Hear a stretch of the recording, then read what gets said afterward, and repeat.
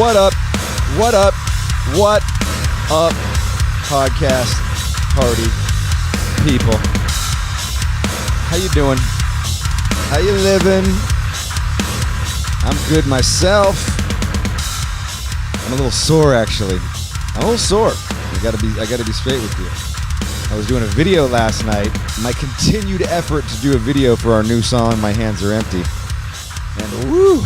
I was pretending to sing for a long time, which is almost as hard as singing. Except for that I'm not like, you know, when you're doing it for a camera, it's like you're almost trying hard. You're almost doing more shit than if you're just at a show. So I was like, fuck, I'm feeling it today. But I'm good. I'm happy. I like us being productive. I feel like you're doing shit. I can't be on tour, so it's like, all right, I'm making a music video. Killer. I can do this. I got this. So it was fun. It was going to be epic, too, I tell you.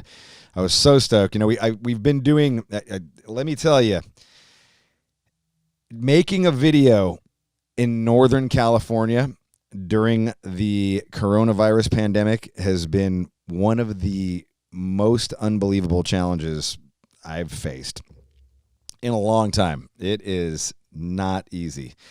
We started filming. The whole thing's been filmed up in area called Santa Rosa, which is about almost 2 hours, hour and a half, 2 hours north of me.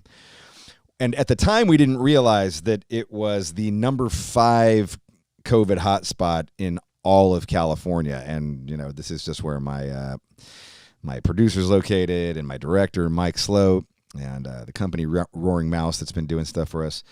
They, they were just doing it out of convenient, great spaces around there. We thought that it was a little more open up there, whereas Oakland and Alameda County is like everything's shut down. It's just fucking shut down. And so, we go up there like, all right, we're going to be up in Santa Rosa. This will be way easier. And fuck, man, it's just got shut down by the health officials. The county came down on us. We had a 24-hour notice right before the first day of the video shoot. We had to scrap everything, move to an outdoor location, which actually ended up being a barn, which was killer. But in some ways, because it was we had to completely change all the ideas that we had, because now we're in this barn and, kind of had to make this work. And we kind of lost some of the idea for the video. Like we just didn't, now we didn't have as solid an idea anymore. So, I was telling Mike, like, we just need to get like more, we need to get like a more focused idea. And so we ended up going to this place. It was just him and I and the production manager. And we set up in his shop, and we set up this killer scenes, like just really nailed it, like this fucking carnival vibe. I'm wearing this crazy top hat with bones, and fucking I dirtied up my teeth, and just it string lights. It looked fucking amazing, and I was just like, oh shit, this is it. Like even Mike said that, like the first pass we did, he was like, oh my god, this is the whole video right here.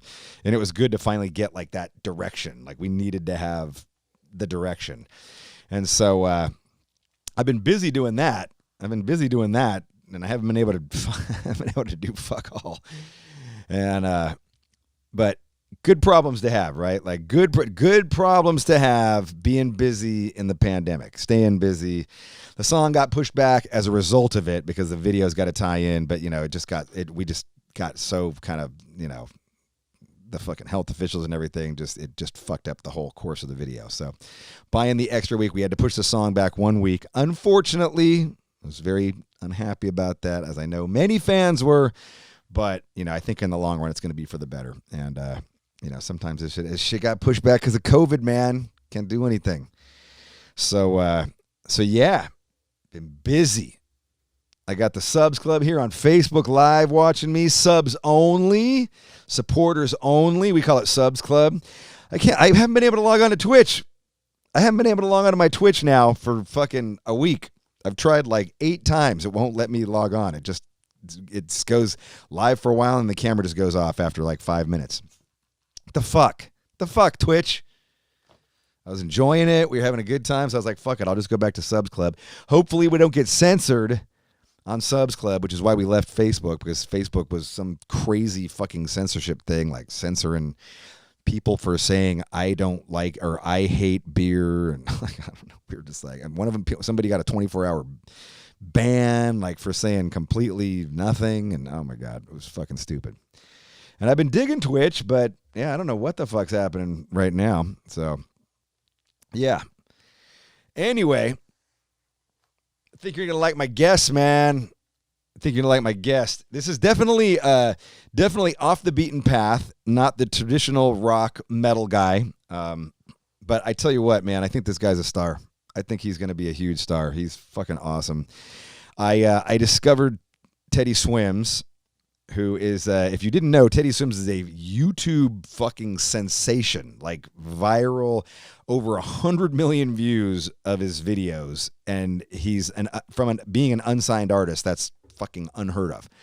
And it was this, I ended up, I do these acoustic happy hours every Friday on Facebook Live, and a lot of times I go because I'm doing a single like I'm doing just me in an acoustic or me and Jared in acoustic. I often go into YouTube and look at other people's covers just to see like how they would interpret a single person doing the song, and try and get like inspiration from it and just see like, okay, how would somebody else do it, rather than watch the band version, which oftentimes is kind of confusing to me because I don't know what to follow for the melody.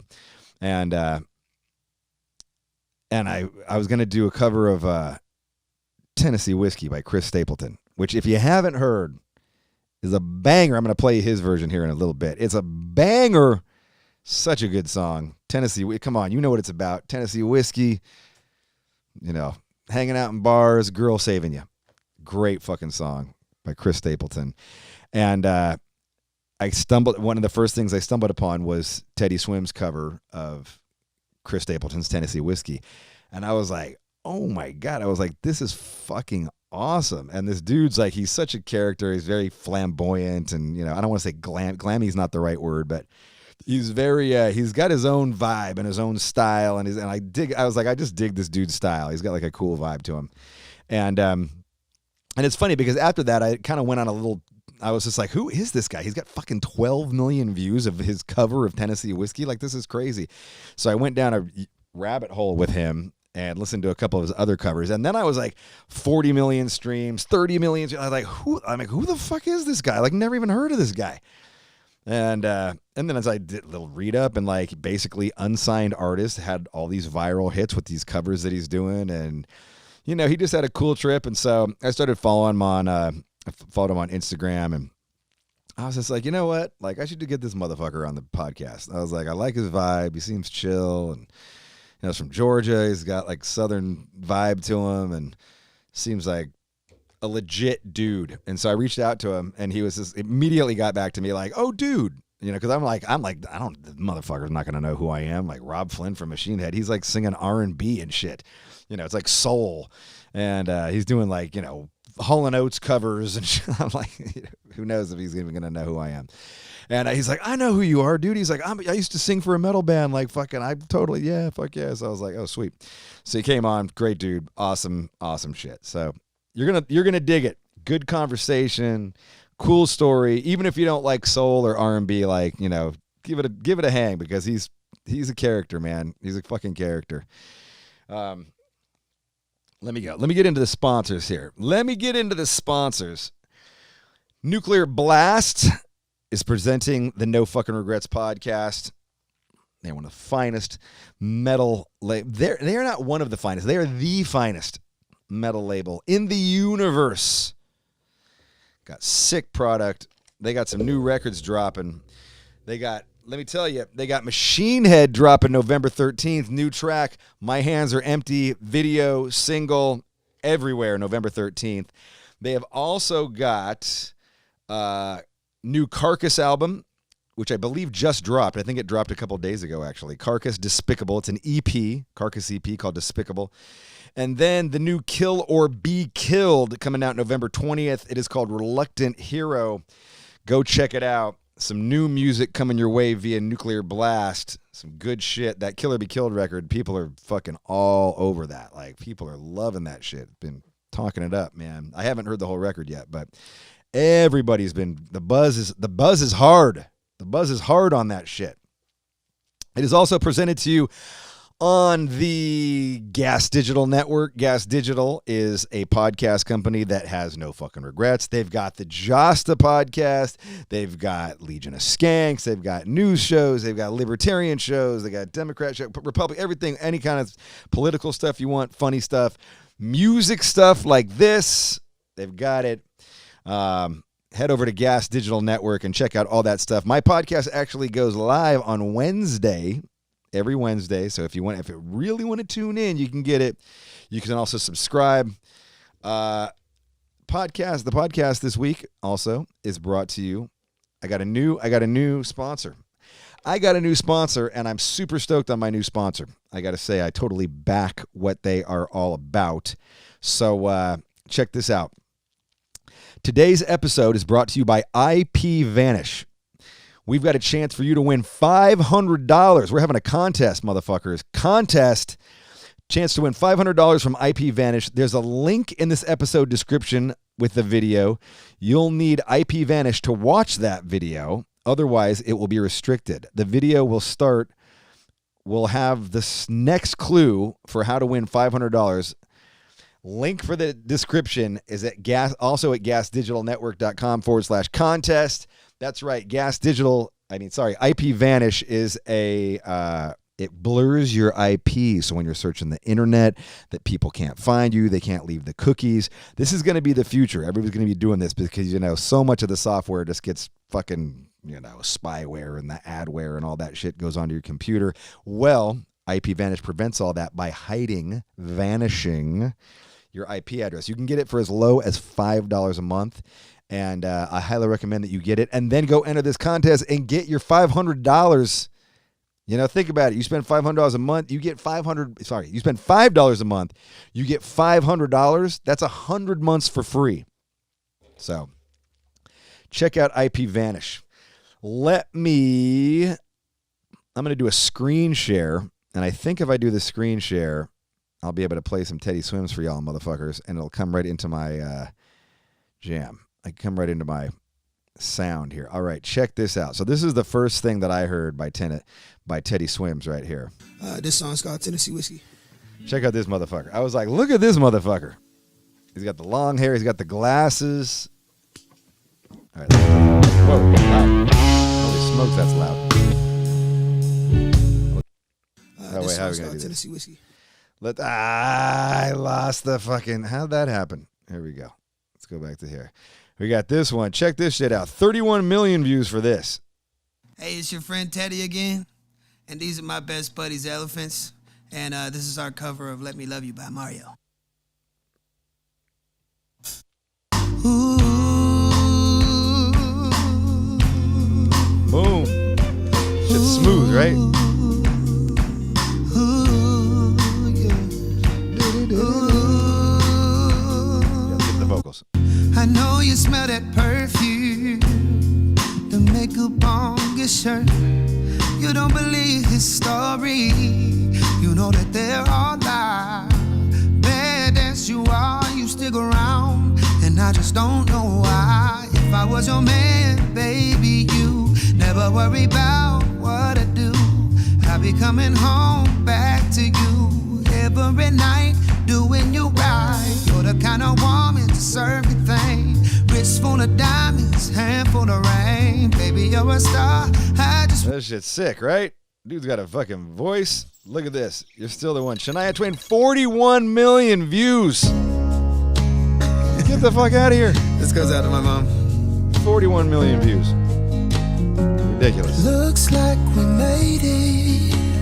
Look how far we've come, my baby. We might have took the long way. We knew we'd get there someday. They said, I bet they'll never make it. But just look at us holding on. We're still together, still going. This is like the ultimate marriage song or something, right? Still the one, you're still the one I run to. The one that I be. How many motherfuckers got married to this song, huh? Jesus Christ. 41 million views, though. Get the fuck out of here. That's ridiculous. Right now, though, this is the song. He's got a new track out called Broke. This is the single. Where is it at? Where's Broke? This is the remix. I'll do the remix. Yeah, this is good. Come on, motherfucker. Go there. Go there. There we go.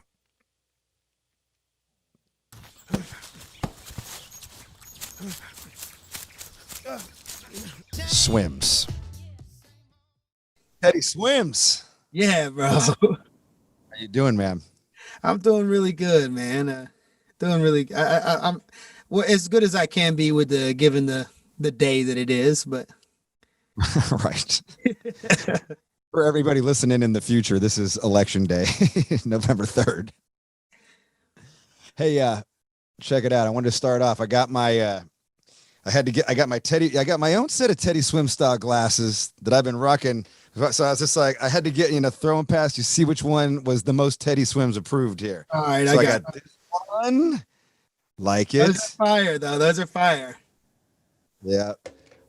You might like this one. This is for when I'm playing. I play these acoustic shows, and sometimes I'm throwing out a lot of clams. I'm doing a lot of clams. So boom. Those are the joints. Yeah, those are the joints right there, bro. Those are the ones. I don't need to see nothing. That's it. That's it. And then I got these because I drink beer with the whole time that I'm doing the acoustic thing. So I got the beer goggles, which I like. So which one gets the Teddy Swims thumbs up? Oh man, the clams. The clams and everything. That's right. Awesome. I love the clams. Sometimes you do it like this, where it's just like one eye open, one eye shut. When you're trying to text after a drunk night, you know what I'm saying? When you really need to focus on getting that text done. Totally. Like, oh, put this fucking thing down. For God's sake. Yeah, those I gotta say, I discovered you because like I was saying, I do these like every Friday since the pandemic started. I began doing, we had a bunch of touring lined up. And so I just was like, fuck, what am I going to do? I got to do something. So I'm going to do these acoustic happy hours every Friday, 3 to 5. I just drink beer, play acoustic songs. Never done anything like this. Like I did 4 acoustic shows 9 years ago or something. And it's terrifying. It was terrifying for the first, 7 weeks I was doing it. But I really started to enjoy it. It was way outside of my zone. Like I've been a metal frontman for 27 years now, and I could always hide behind an electric guitar and fucking or a scratch or something. And it was just like me and my voice and just naked and I started taking singing lessons again for the first, like really like the second time in my life. And at one point I had decided that I wanted to do a cover of Chris Stapleton's Tennessee Whiskey. And so I was like, because I'm doing an acoustic version, I often go on YouTube and see people's covers because I just want to see a different, not the band interpretation, but how a solo person does it. And yours was the first thing that came up.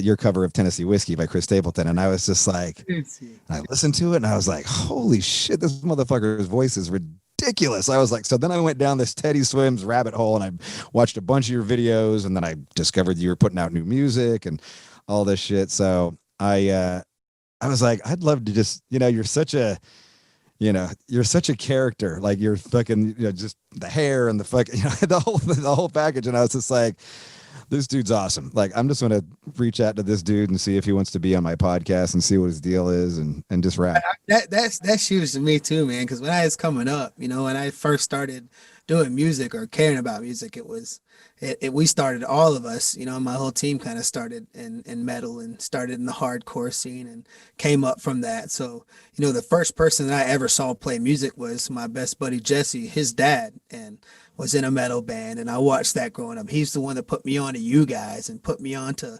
like all the music that I had known. And really, like, he was the first person I saw play guitar and sing, this man, Rodney Hampton. And, so it's kind of cool now to how life kind of comes full circle. So just to say, like, I am like looked up to you for a really long time, man. So it's really cool to connect like this. It's so wild to me. That's crazy. That's crazy to me. I didn't even think you'd know who I was. So I was just like, reach out to this dude. Like, who fucking knows?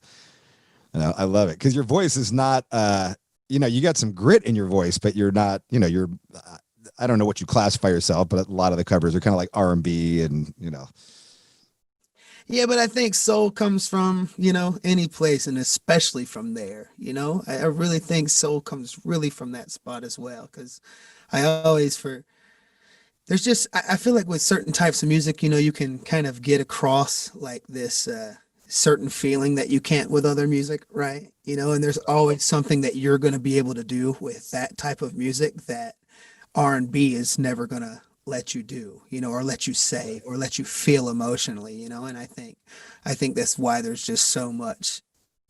We like I said, I started out before I was even singing. I was screaming in a band like we thought, but it was like 2011. I had graduated high school, and we thought we were like wanted to be like Attack and those kind of bands too. Oh, nice, So it's nice. like So you're post-hardcore crabcore. yeah. So it was like growing up, I got good metal, and then there was that, and then I think that we're getting back to some really good stuff as well, though. But Right on. What was the name? What was your band name? the very first band I was ever in is this band called Heroic Bear, and Heroic Bear. we were Nice. garbage, bro. We were so garbage. That's awesome. Yeah, you can still don't play it on here, but if you want to later on in your life listen to where I was at 17 years old, you can look up Heroic Bear on Oh my YouTube. God, now I have to play it. He said that. Come on now. Bro, it's so I My don't know. podcast, Teddy Swims, I got to be like, oh, here's some Heroic Bear. Bro, it's so bad, dude. If I can I say dog shit on here? Or do you have to? The show's called No Fucking Regrets. You can say whatever you want. Yeah, it's dog shit, bro. But maybe you'll be like, wow, man, if you could come from that to that, then there's hope Yeah. for anybody. Yeah. Were you in a band that ever like played like gigged and toured or anything like that? Like a metal band like that? So weirdly, I mean, I had always been in bands and growing up, like moving through bands. I was always doing a little metal thing. And right before Teddy Swims, weirdly, I was in my band Elefvnts, which is what ended up becoming Teddy Swims with Elefvnts, right? And I was in this band called Wild Heart, and we were kind of like this country alternative band. We released a couple songs, and I was in this like 80s hair metal band doing some covers at bars. I was in this like 60s soul cover band trying to make some money at weddings, and I was also working at Chili's. So I was doing like a bunch of different things, just whatever I could to get hurt or not work at Chili's for fuck's sake, Right. and weirdly, my first tour ever ended up being me and my buddy Addy, who plays guitar in my band Elephants. He was like making beats and stuff for some Atlanta artists like out here, and he was like sending beats back, selling beats and stuff. And he would kind of get some stuff back that was like subpar, just like whatever, hip hop.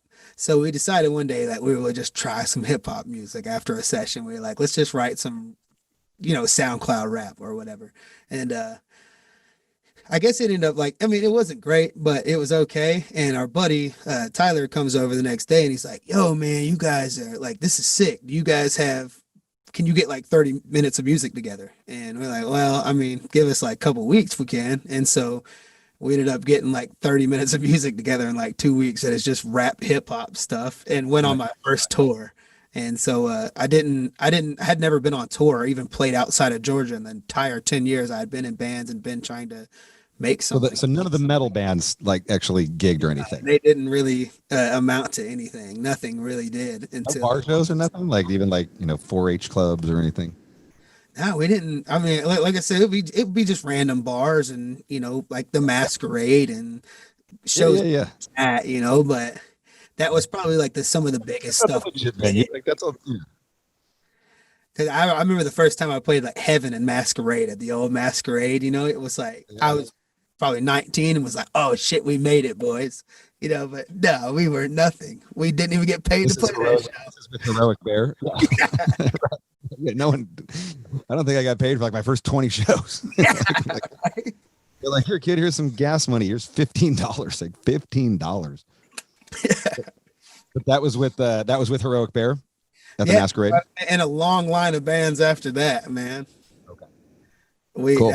because I was in Heroic Bear when I was yeah, about 17 to 19. So I mean, for the next like I'm 28 now, so for the next like I guess how much ever years that is, but I just been in and out of bands and trying to play and work as wherever I could and be in as many bands as possible, doing as many things as I could.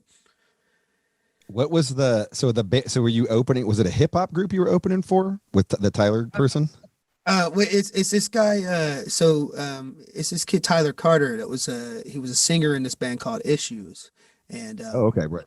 I know them. so he was like at the time, my best buddy, our producer Lee, was producing like their, what they needed for their tour, like backtracks, etc., their whole situation, right? So me and Addie at the time were just doing the songs, and he was like, "Yo, you should come on tour on my solo tour," and so it kind of came from that. But so he was doing like a solo pop tour kind of situation away from the band Issues, and so we went on that tour, and that's where I like my my manager in San Diego at the time. He came to our LA show and was like, "Look, man, I know you're not like a rapper, but there's something special about Teddy Swims. We got to figure out what Teddy Swims is, but Teddy Swims could be something, instead of the guy that's in 5 different bands that nobody cares about. Just what about Teddy Swims? And I didn't ever wanted to be a solo artist at all. That was never the plan at all. I feel like you're bound to something when you're one person, right? Right. That's pretty cool. How was your first tour then? Did you enjoy it? Were you Yeah, scared? Were you shitting your pants every night, like walking out? Was it like, fuck yeah, like I'm doing this, like all of that? I mean, it was cool. Like we at that first tour, we got like a $20 per diem a day, and then had to try to take a month off of work and come back and pay our bills. But it is what like we got the experience and got to play to 100 to 200 people at a time, every night for 2 weeks. So it was like, whoa, man, it was awesome. But I mean, there would be so many times where it was like, well, I mean, we could eat today or we could get another bottle. And then sometimes you just get drunk again and get back on stage. Or we could eat and then try and talk the girls at the bar into buying us some drinks. No doubt, man. I like it. I like it. So that was with that was Teddy Swims as SoundCloud rap for whatever. Like the silly hip hop. I have to send you a couple of songs. They didn't come out, but I have to send you a couple of them. They're so stupid, bro. It's kind of like Post Malone-ish or something like that. Like I would even not even that. It's less singing than that. It was just rap. It was just rap. Oh, gotcha. Like it's stupid. It's a bunch of stupid. But you driving, like you're driving from show to show, like you guys get a van or you got a car or something? We had a Sprinter, so that was cool, man. That was like the first time I had, I guess toured, but been on a Sprinter. Luckily, so I didn't have to at least go through the whole van situation. When we first started doing like our out of show runs as Teddy Swims, we were like kind of doing the 15 passenger van, and those were horrible going from like Atlanta to LA back to Atlanta, those 40-hour drives with like 12 people stuffed in a van. Shit. And those are that's just to do like a show, or like, what are you when Teddy Swims did is like we had did our first LA show. It was like and it was we all like piled up in a van. I mean, we were stoked to have a van, at the time. Like Teddy Swims was finally working. So we were like bought a van, got a trailer, had the whole kind of situation going on. We were like, we can do a out of town show. And we ended up playing. The reason we ended up doing our first LA show is because we were going out to like, I can't remember where he lived, but Brian Fargo. Are you familiar with who Brian Fargo is? No. Let me look up what that game is he does, man. So are you play any video games at all though?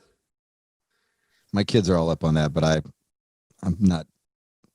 Well, this guy owns In Exile Games, and they make like the Wasteland 2, Wasteland 3, all those Wasteland games. And those are bad. Yeah, and he's done some work on like the Fallout games and stuff. And so we had no idea we were doing like a Christmas party for him last year. And man, so that's kind of why we all were like, yo, we're gonna do like a big Christmas party. This is gonna be like we were making the biggest check probably we ever made at the time doing something like that. Shit. Man, this man's house was insane. But How did he find you? I Like, don't how did know. you hook up? I guess from You're the playing his Christmas party at his house. Yeah, at his house. So they do like every year they do for the whole company, right? And they do like these Christmas parties and the whole company comes there. He's got this barn and he's got bartenders working there. But he's got this like pool that goes underneath his house into his house at the downstairs Shit. into like the secret room and shit. It's so crazy. Bro. Wow, that's badass. But that's what led us out to LA. All that to say that, and we played our first show in that band. I'm just getting off topic, but Yeah, that's a good. What you drinking there? I'm drinking a little bullet with you, man. I hope that's okay. Dude, no problem. A little bullet. What's bullet? What do you mean? It's a little bullet, a little bourbon, a little whiskey. Oh, right on. I'm behaving, man. I'm behaving. It's only Tuesday, right? So. Whatever you want. Yeah. I'm not your dad. I'm just here to talk to you on my podcast. That sounds like a pretty fun fucking day. I mean, that's pretty cool. How did he discover? I mean, how did he find you though? Like, I mean, how does Teddy Swims end up getting invited to, the guy who runs this video games thing? Like, I guess it was like one of those maybe from the YouTube covers or something. I don't know. He loved and he wanted us to play. We did like only one Christmas song at the time. He wanted us to play it, but we ended up not playing it, but for whatever reason. But yeah, bro, it was a time. I mean, his house was just out of this world, bro. He had this one bathroom that was like a white bathroom, and the one directly to the stairs of it was completely black. Like everything from the toilet paper to everything. It was the most maddening house I've ever seen in my life, man. But I guess he had just found from the covers, and hit my manager up, and there we were. So, oh, dude, I lost the video. Sorry, bro. Am I back? There you go. So that was the first trek out there.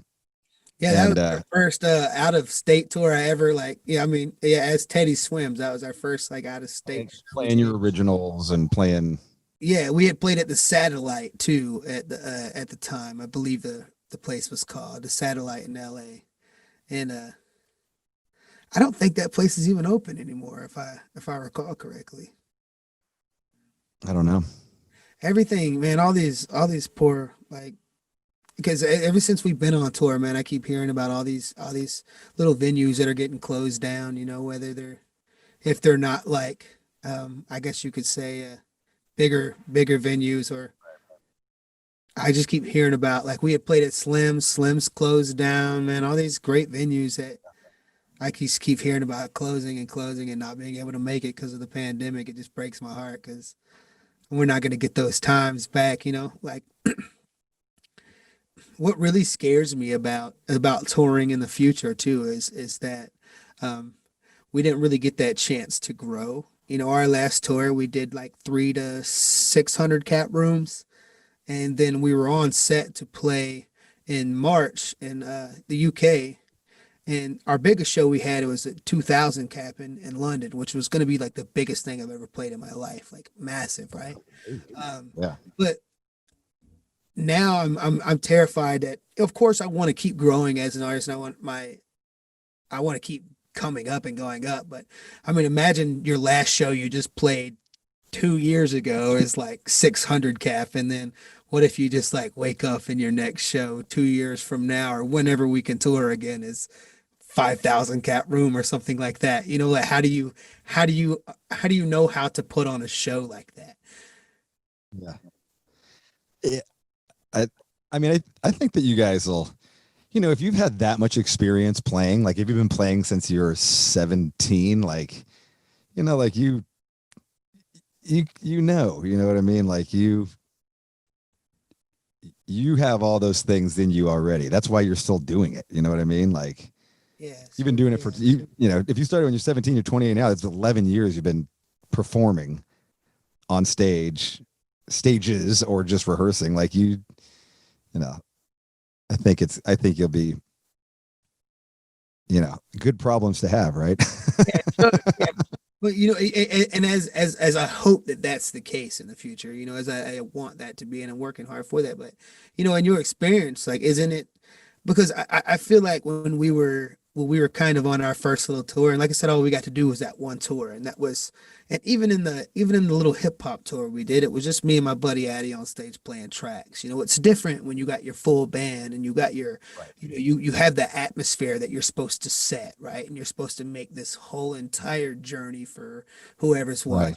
Kind of capture that feeling, right, and really push somebody to a special place. Like, you know, when you go see somebody and they're just like, whoa, that whole show was just out of this world, and it was just a fucking journey I went on, you know.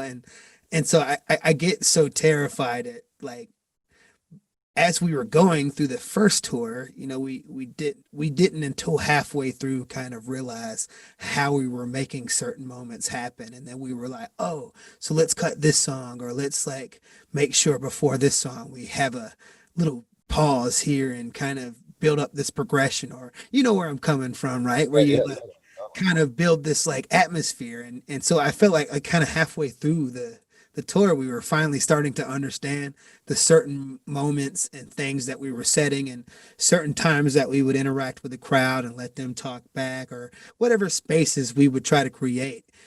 I didn't know how to make those happen before I was in front of crowds, like, you know, trying to experiment with my songs. And so that's why I just I get scared of, you know, if it's 10 times the size next time I get on stage. I felt like I finally got a hold of like 300 or 600. You know, how do you, what is it like to be, you know, in that, like, how do you, I don't know, man. You know, you kind of get what I'm trying to ask. asking me? Are you asking me or just kind of Yeah, yeah, sure. Or just, you know, like, what in your experience, like, what was it like going from this small level to, like, you know, this level, and having to adjust to how you're creating an atmosphere for people watching? I think you're right in that, you know, what did you say? It took about 2 weeks for you guys to get kind of into a groove or whatever, right? Like your set, like get the set flowing, and like you kind of get like a groove, you know, like the first, I always say the first week of a tour sucks. Like we're a mess, like we're terrible, like we're horror, like the fucking flow's weird, like too many stops, or like, you know, Yeah. and then, you know, about week or two into it, like you kind of, okay, let's try this, let's try that, and then, you know, you figure it out. Like you just figure, like, and you, it's almost like, and it's not like you suck, but I always, the way I interpret it is like you suck for a week. Like I just, and you have to go out there and suck for a week so that you can get good, you know, or 2 weeks or whatever, however long it takes, so that you can like figure out what you need to do. Because you're right, until you're playing it in front of people, like you don't know, like you don't know what people are going to react to, like, and you can get that instant reaction that you can't get rehearsing or doing a video, or, you know, you can get I mean, you can get a reaction from the video. Sure. You know what people, I'm sure people want to hear the Shania Twain cover when they come in to see you, because 41 million fucking views is, you know, crazy. But, Yeah. you know what though, like you just figure it out, you know, like it's, and sometimes, man, like I'll tell you what you know, I had been touring for, I had been touring for 25 years, 25 years.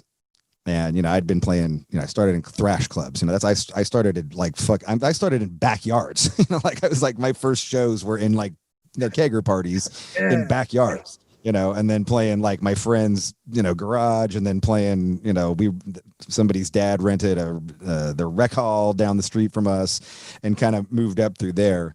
You know, but it was even a couple of years before we played clubs, you know, like the equivalent of the Masquerade Heaven in Yeah. California. You know what I mean?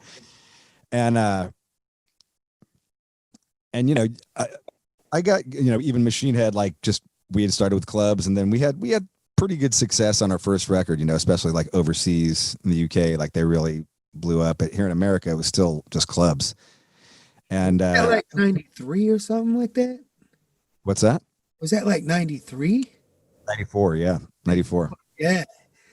Totally. Yeah. That was I'm like nerding out because I was born in 92. So I'm just sorry if I'm like gonna nerd out on you a little bit, but I'm just so stoked to hear this. This is so cool for me. So Yeah. So, and for a long time, we played just clubs, and then we had a few albums in the 2000s that really kind of brought it up a big level, kind of everywhere.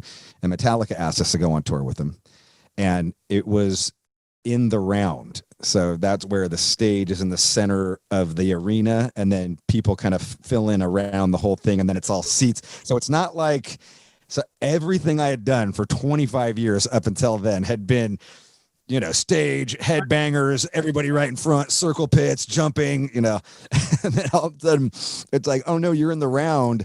And now there's only like 3 or 4 layers of people all the way around the stage. There's no condensation of people that you can like just get into a circle pit or anything. And it was the biggest head fuck for me. Like I was just like, and then the stage was like, because it was in the round and the PA was above you, there'd be like these what was they called? It was like just walking into a sound black hole. So where I singing, I was good. I had monitors there. But if I walked 15 feet to the left or 15 feet to the right, it'd be like stepping into a silent room. Everything would just go shoop, and you couldn't hear a fucking thing. And I was like, what the fuck? Like it was the weirdest shit. But and that was probably the most challenging thing I'd ever had to relearn, because I knew how to fucking rock a crowd prior to that. And then all of a sudden everything I knew didn't work anymore.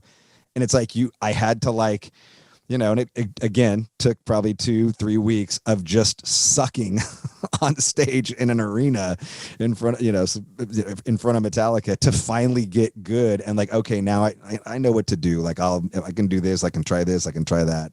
And you figure it out. You know what I mean? You figure it out, and you'll figure it out. You'll figure it out. yeah, we got time. I mean, that's for sure. So Tell me about how the first tour must have been awesome, though. I mean, were you just like fucking bugging out of your mind? Or are you just like, and we had no idea that people would buy tickets, because are you headlining? Headlining? Yeah, it was just us, and it's I had no clue that people would, actually buy tickets to come see. I mean, sure, we were going viral on YouTube or whatever, sure, but at that point, like we had only been doing the covers for. So we started June 25th doing the covers, and by I think it was January, February, we were on tour. So it was literally we had just only been doing it. So I didn't know people would actually give a shit and buy tickets and come out.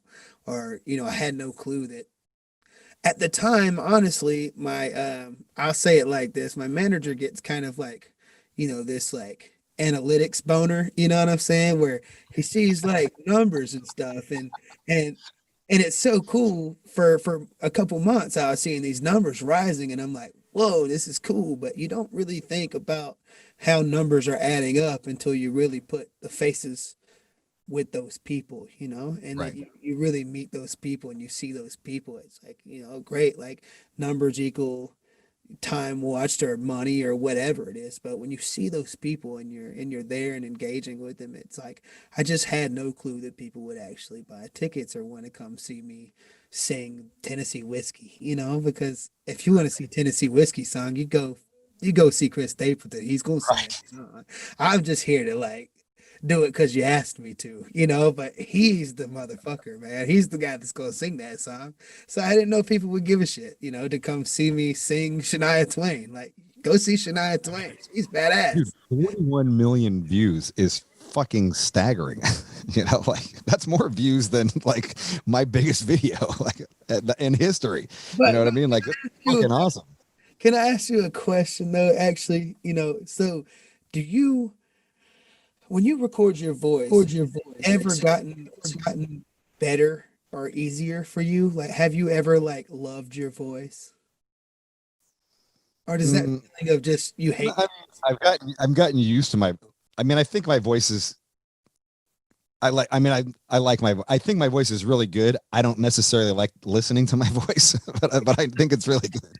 Yeah. See, okay. That's a, I like And always I want to ask everybody that because I feel like sometimes I'm just, I know technically and dynamically I'm good at what I do, but everybody hates the tone of their own voice, man. Even when you're like, if I were to go back and watch this interview and hear myself talking with you, I'd be like, ugh, you sound like that for real. Or all my buddies would be like, hey, it's your buddy Teddy. And I'm like, I don't sound like that. And I'm like, no, I sound like that, don't I? yeah, totally. That's funny. But it's good to know that feeling, it You doesn't. gotta do something like that though.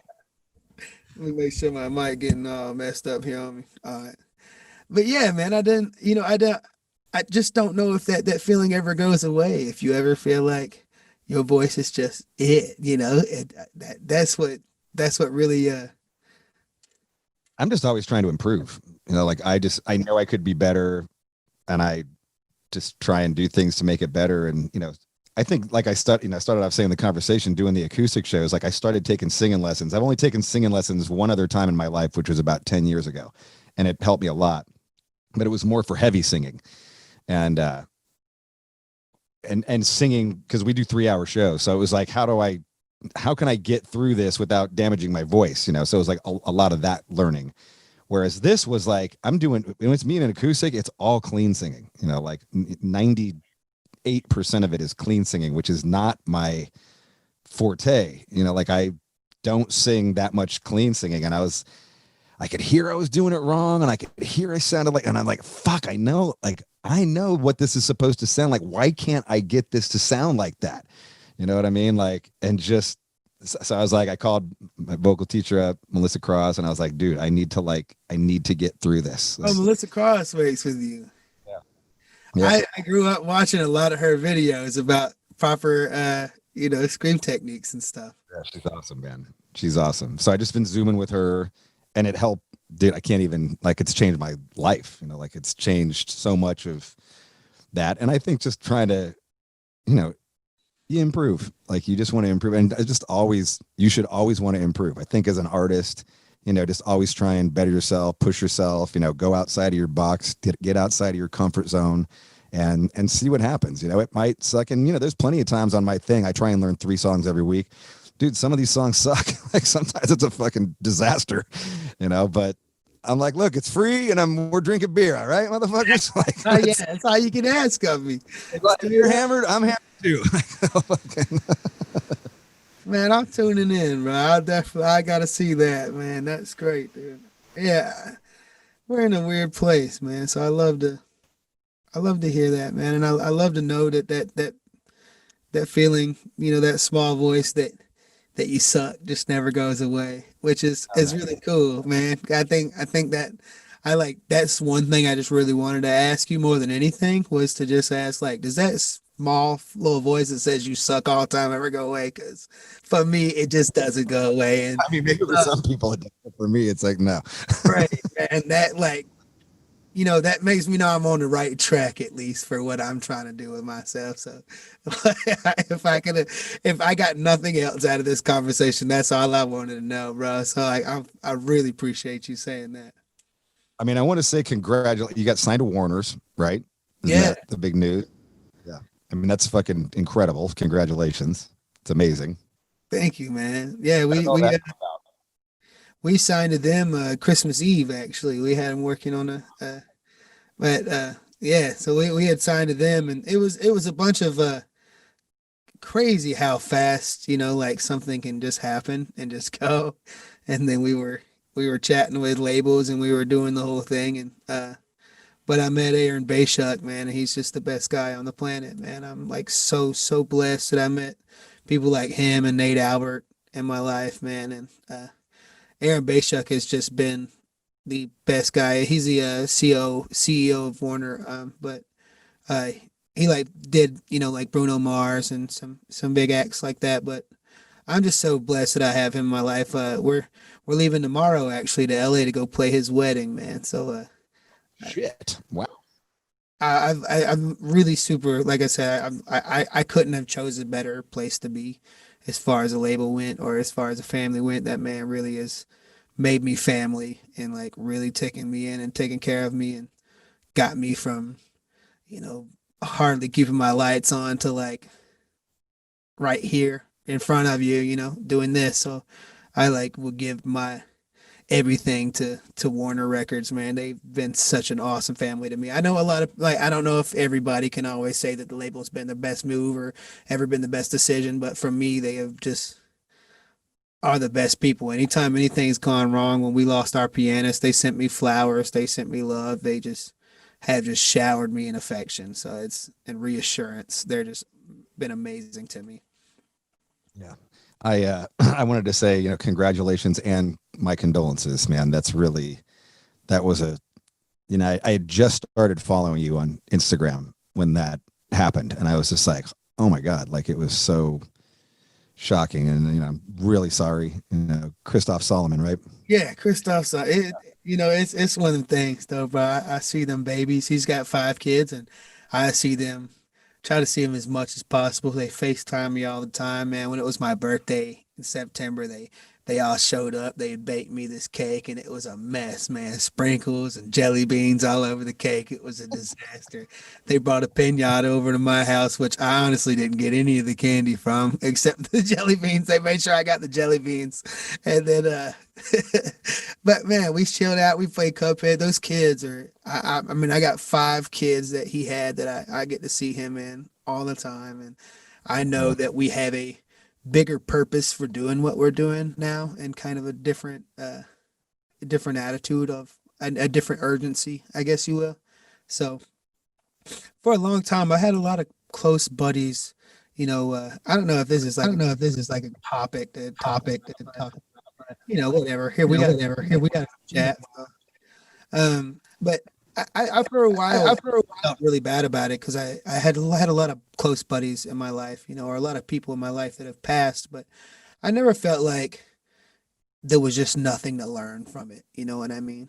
Like that was the first time in my life I felt like there was just no lesson to be learned. And it was tough, but I think we're moving forward with such a new purpose, and so I'm grateful for everything that this year honestly has held, man. This year has been a year of just unlearning and a year of reevaluating, and man, one circumstance can just change everything, and so you just always got to keep that head on a swivel, man. And I'm just grateful that I'm on the other side of this year, and no matter what happens tonight, where I am just grateful. What ended up happened to him? So he had it was like a autoimmune disease kind of, and he's had it his whole life, but situation like he had right before we went on tour, he had fluid in his lungs build up that had like moved to his stomach. I mean, his stomach was like as big as like, like 9 months pregnant or something. He was like big, Wow. like, and so it just kind of it ended up, getting him. They I still don't know if they know exactly what it was at the end of the day that really, but when you get sick, and then other sicknesses, and then other sicknesses, and then it causes this, and then it's just a downhill battle. But he fought the hell out of that thing, man, and he's the strongest man, the best. He was our dad in this band, he was like our band dad. He was the best guy that he's the one that made all this happen. Before we had him, we had nothing, man. He put us all on track to do this. So I think, like I said, we got a brand new urgency, and it's the best thing that's ever happened. Not Yeah. he's the best thing that's ever happened to us, is what I'm trying to say. That's a tough loss, man. Yeah, That's a but tough loss. so good, man. I love that guy. And like I said, I'm with his family all the time, so they're the best people in the world. I No, thought it was very, I thought it was very classy that you guys did the tribute concert or show that you streamed or whatever. I'm not yeah, sure you what. and we made some good money from it, man, which is great. They every bit of that came back to the family, and with that, and with they had a what was that crowdfunding thing as well. They had I can't forget what it's called. The GoFundMe. Man, they made some really good money, you know, and so they they're doing good, man, and I'm glad that we could, you know, that's all I wanted is to make sure they never had to ever had to want for nothing. If I can make sure them kids never had to want for nothing, then that's all I ever that's what I'm supposed to do with my life. That's cool with me. Yeah. I mean, that's a big loss to, I mean, it happened so early into your band's life too. I mean, I could imagine the rest of you guys were pretty like, you know, rattled by it or, shocked by it or I mean, was didn't everybody know it was kind of coming? Or was it like a shock? That's what's crazy. It's like we all, you know, had this, like, that was never an option, you know, that was just never, Right. because we all just knew he was gonna kick that thing's ass. Like that was never an option, you know, because like that's my boy, you know, he's the strongest man I know, you know, like he's got the biggest family in the world, you know. There was just no way he wasn't gonna beat it, you know, and that was like, I guess, kind of naive on our parts, but hell, he's the strongest man ever, though. He's Superman. So at the end of the day, like, he's still Superman. You know, he's the best guy ever. Yeah. You get one of those in your life, man. That man is Christoph Solomon, bro. Anybody that ever touched that man's hand one time felt the presence of just real love, and he's well, he was if he was what a Christian is. You know what I'm saying? He is like a real life Christian, you know, that is exactly what they're supposed to be. You know what I'm saying? Yeah. Right on, man. Talk the talk and walk the walk, always. Take me back to, I was listening to an interview with you the other day, doing some research on you.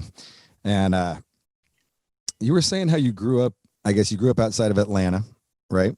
Yeah, And you had like a plot of land where pretty much all of your generations of family have lived or something, right? Am I understanding that right? Yeah, it's kind of a weird. So I like to try to like shortly tell it. So my mom. Okay, well, so this is kind of like a diamond, right? And at the end of the diamond, right here, is my grandparents' house, my mom's parents, and then on this side of it, right here in this spot, is like a church that I don't know if people still go there, but it used to be the church that my mom kind of came up going to with her grandmother.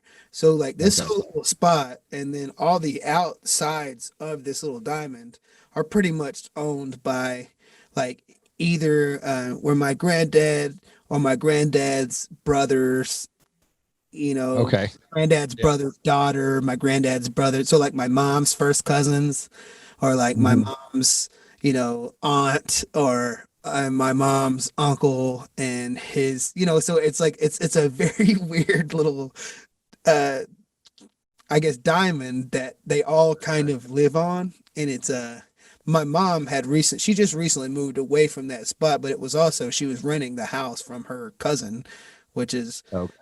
and her house was like three houses down from my grandparents' house. And so I mean they're literally all on this little diamond.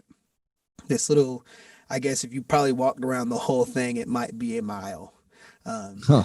and then it's yeah, probably, you know, they all just when it was kind of tough, like kind of coming up, because you know you get the family's so kind of close, like to the point that my mom knows everybody in town. I mean, we would go to church or like a grocery store, and then we're standing in the grocery store for like 3 hours because she can't. She just talks and talks, and she went to middle school with this girl she just ran into, or something like that, you know. Right. And that's the kind of town that Conyers is. It just like, I guess, catches people for generations and just captures them in small little town and just keeps them there in the clutches, and you know everybody from every little space of it. And so yeah, I mean it pretty much is just a little Little Teddy Swims was running around causing trouble, I guess people knew. yeah, Right? Like everybody. exactly. Yeah. So I was, yeah, you know, they know everything's a wreck when something goes bad. You know, everybody knows. There's no hiding it from anybody. There's no like. But on the other hand of that, you know, when situations like my granddad died, I got off work and came home and there was already 40 people sitting in the living room, you know, consoling each other. So it's like you can't ever Right. replace that Like family. either, you know, like having that close knit of a family is also just and Yeah. and at the end of the day, as much as I like kind of hated some of that growing up and hated that we were all like right there, I will say that my granddad being this, you know, no matter what my beliefs are now, just knowing the kind of covering he put over his whole family and that him and his brothers and sisters kind of like captured this place where, you know, their kids and their kids really, you know, could just live a simple life, you know, was really, I think it's beautiful, you know, that they kind of put this blanket over them and was just like, look, you know, you can just live in Conyers and grow up in Conyers. And, you know, for me as a little kid though, I'm like, I want to be the one. You know, I'm like, grow up watching Dragon Ball Z and shit. Like, I am the chosen one. I have to get out of here. Dragon Ball Z. You know what I'm saying? I always had that just hunger for like, whoa, I have to get out of this small town. Were your family members musical? Did you have a lot of music growing up in your life? Now, weirdly, I didn't know until way later in my life that it wasn't until I was like way out of high school I come to find out that a lot of so my real name is Jayton Dimsdale. Um, Oh, my last name is Dimsdale, and I didn't Jayton. know. Yeah, Jayton, Jaten. Jayton. Okay. Yeah, Jayton Dimsdale, like Dimsdale, like the Timmy Turner or Fairly Odd Parents, you know, the Doug Dimmadome owner, the Dimsdale Dimmadome. But yeah, so I didn't know that a lot of people. So in Covington is like right outside of Conyers. We were a lot of my uncles and stuff on my dad's side, even my dad's dad, like play guitar and sang, whether it was like country songs or southern gospel songs or some rock songs and stuff. And so forever I thought I grew up like not having any of that. But I didn't know, like I said, I didn't know I was going to sing or do anything until I was like 16 or so, you know. And so, Oh, wow. but yeah, it was until later that I found out like so much of my family had been playing, you know, at this little, they do pavilion in Covington one Saturday out of every month or something. And it's like a bunch of my old uncles and all these people that I had, I guess like my dad's brothers, people, you know. Oh, And right. yeah, so my granddad on my dad's side had passed though when he was younger, maybe 16 or 17 or something. So I just also didn't get to know a lot of that side of that family on you know my dad's side, right? So it wasn't until way later that I, you know, recently over the last few years have kind of connected with them and started understanding like, oh, okay, so it wasn't just me randomly just loving music and nobody else in my family loving it. Did you what I mean, were you performing though, like in your youth, like when you were a kid or like elementary school or junior high or Oh, anything? Where what's you crazy, bro? I used to be so shy as a kid, man. I wouldn't even talk to my grandma, bro. Like, I literally would not. I would hide behind my dad's leg. I mean, it was to the point, like, so when I was in this elementary school, we used to do a second grade play and a fourth grade play. I literally faked home being sick. Like, I didn't want to be a part of the plays. I didn't want to do oh, none of that. I was so shy that even supposed my to be in the plane? Fake yeah, it, I gotcha. did. I was not doing it. I wasn't doing it, man. Even in preschool, like I had to. If I, my mom has this. At some point, she always used to tell me this story about how we were doing like preschool graduation, and I literally turned around and just faced the wall. It didn't want nothing to do with the shit at all. I was so shy. I remember I was 6 years old. I was playing football, and I was going to be quarterback, and I had to have the kid on the end of the line, like the say hut for me, or the halfback had to say hut for Oh, me, gotcha. or the Oh, guard. right. Somebody would have to say hut for me because I was that shy as a child. I don't know why. I don't know, but I was so shy as a child. There's So it no wasn't. chance that you were on stage at all during. Oh, not in hell, man. Not in hell. Even to when I first got into it was Jesse, like I said, got me in a theater. And even though when I first got in the theater, I was like kind of singing in front of people a little bit. I'd be nervous as shit. Wow. Yeah, that's That's kind of like what really gave me the fucking like, yeah, I like being in front of. I guess I kind of like being in front of. when is this? Is this like junior high, high school? I was 16 when I For high got school. yeah, got into theater. And me and Jesse got in. His sister was into it and stuff, and so he was like, "Yo, we should try theater out." And I was like, "Nah, man, I'm never doing theater. That shit's for, you know what I'm saying." And at the time, I was like, "No, I'm a football player. Like, I don't do that shit, dude." You know, and that shit's for girls and stuff, you know. And so, but now, and then I got in, and I was like, "Whoa, I love this. This is sick." You know, so it's crazy because I ended up falling just crazy in love with it. But I still remember like the first plays and stuff I did. I was so like I would shut down before we go on stage, and I wouldn't talk to nobody for like 2 or 3 hours. I just sit there silently. I wouldn't eat. I would just look at a clock and just wait. And somebody would be like, "Bro, it's okay. You're gonna kill it." And I'm like, "Leave me alone." I just like I'm so nervous. I couldn't say nothing until that light hit. And now I'm like just Like I gotta memorize my. Are you like you're acting right? Like you're doing like theaters. Like you kind of. yeah. I did a lot of straight plays, not only singing, like not only the musical theater, but also straight plays. So that's like I kind of Like got. what plays? Like what plays are you doing? We had did Much Ado About Nothing, which is like a Shakespeare kind of play. That was like the first Shakespeare play I did. I played Dogsbury in that play, and it just changed my life. Like I fell in love with just Shakespeare and like what it was, and I got into Yeah. theater. We had did Rent. Me and my buddy Jesse, I'm talking about. I played Roger in this musical Rent. I don't know if you're familiar with Rent, but Okay. Rent. I couldn't hear what you're saying. yeah, it's like the best musical ever. I could play you top to bottom of that whole show, every character in it right now. I love that show that much.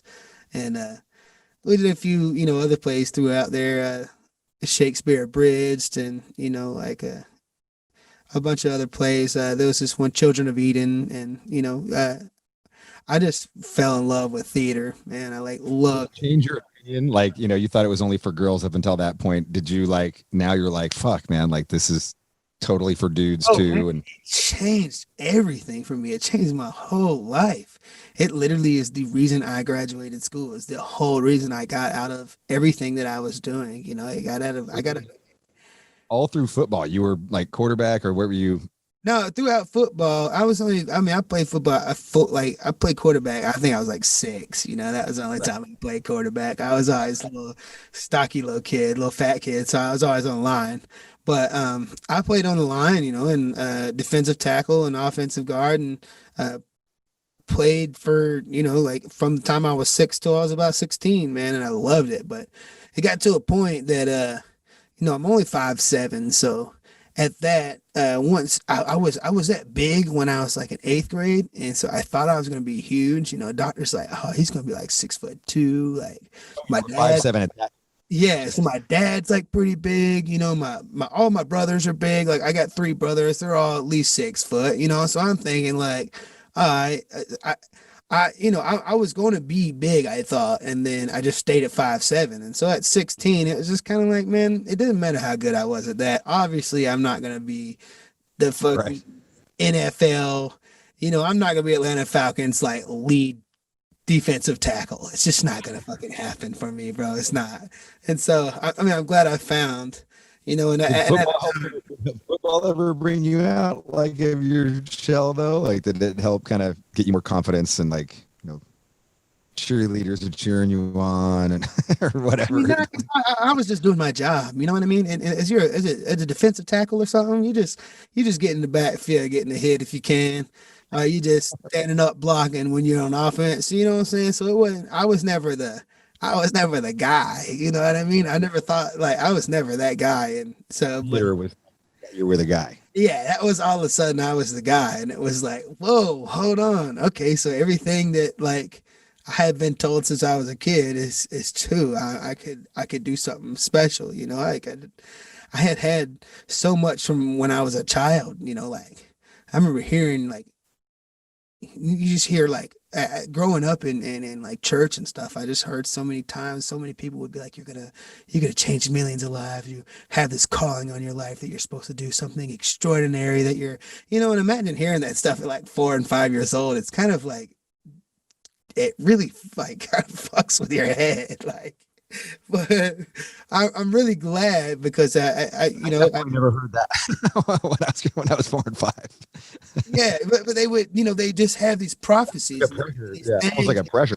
Yeah, and I for so long when I was young, I just like I wanted to just run away from that and not be any part of that. And I mean, like I said, I'm not in a. Singing in church? Were you singing in church and like the choir or anything? Yeah, I started singing in church kind of after I got when I first started singing, I was singing in church a little bit, but after high school, I kind of went through a stint where I got back into church again and stuff like that, and I really found a new love for it. But then I there's this always, without getting too far into like spiritual beliefs, there's just always questions I'm gonna have and always things that um I just never be able to tell nobody that they're wrong, you know what I'm saying, about certain situations. And so I'm always thankful and grateful for those the work ethic and the values and the principles and the things that I learned growing up. I'm just so grateful for the absolute love and like care that I got,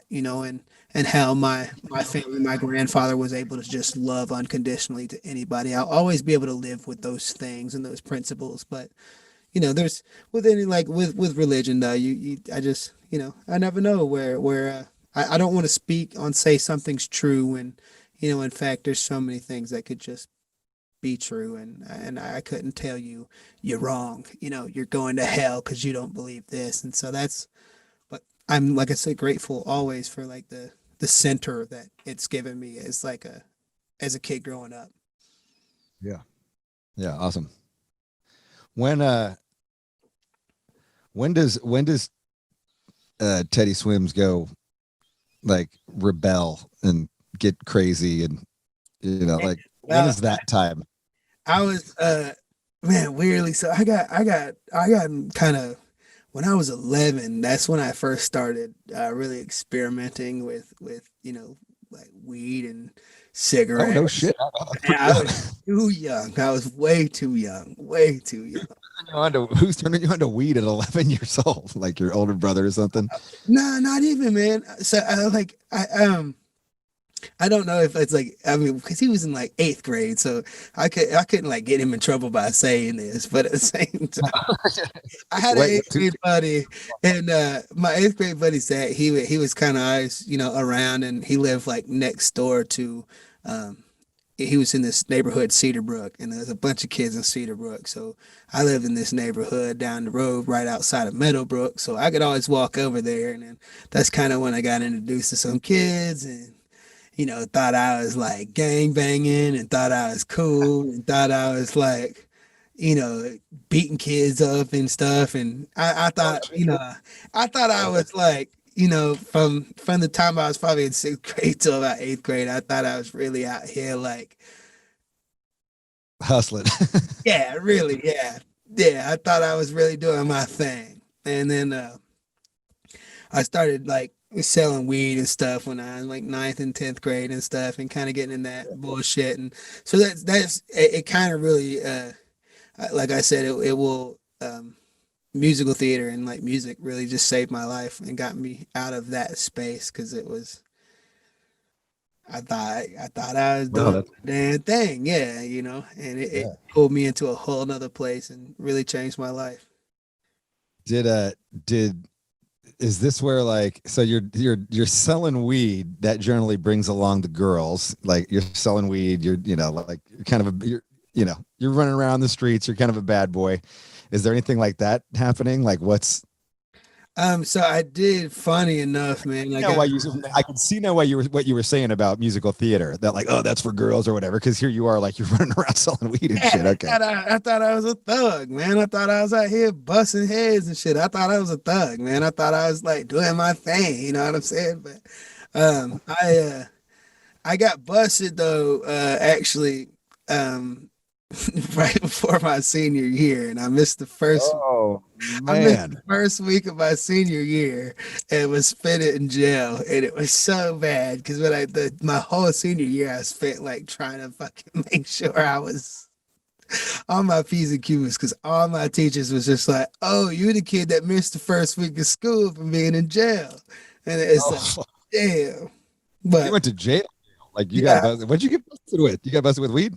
yeah. So me and my buddies, man, at the time I had this cool little Firebird. It was like a '93 Firebird or some bullshit. We had a T-top stand. We was riding down Compton. We was smoking it up, rolling blunts, driving. We thought we was all that, bro. And then, of course, the cop pulls behind us and was like, "All right, now." And we just got buzzed easy as that. And so it was either me and all three of my You got a buddies. bunch of weed. You got busted for dealing weed, or you just got busted for smoking weed while driving, or whatever. So I ended up getting caught with at the time it was like I got caught with an ounce, and well, it was less than an ounce because we had rolled a couple blunts, but they were in a couple bags because I had another half in a bag for my buddy in the back seat. I had just went and picked up, so I went and pick him up. I was gonna sell him some weed, and I was gonna go on back home, and then we were gonna all smoke it together. We were smoking it on the way back like dumbasses, and then so I almost got an intent to distribute charge because of the multiple bags, and then luckily it was just I came clean when they were like, "All right, where's the weed?" I was like, "Here it is," 17-year-old kid. So I'm like, "Okay, well." They gave me a ticket and took me, when I went to my court date, they were like, "Yeah, 6 days." What was it, 10 days? Do 5, and so I spent 6 nights in jail, and then Okay. missed first week of my senior year. Are your parents just crushingly like the whole family? Like everybody in that diamond knows what's going on, right? All know what's up. The whole diamond knows.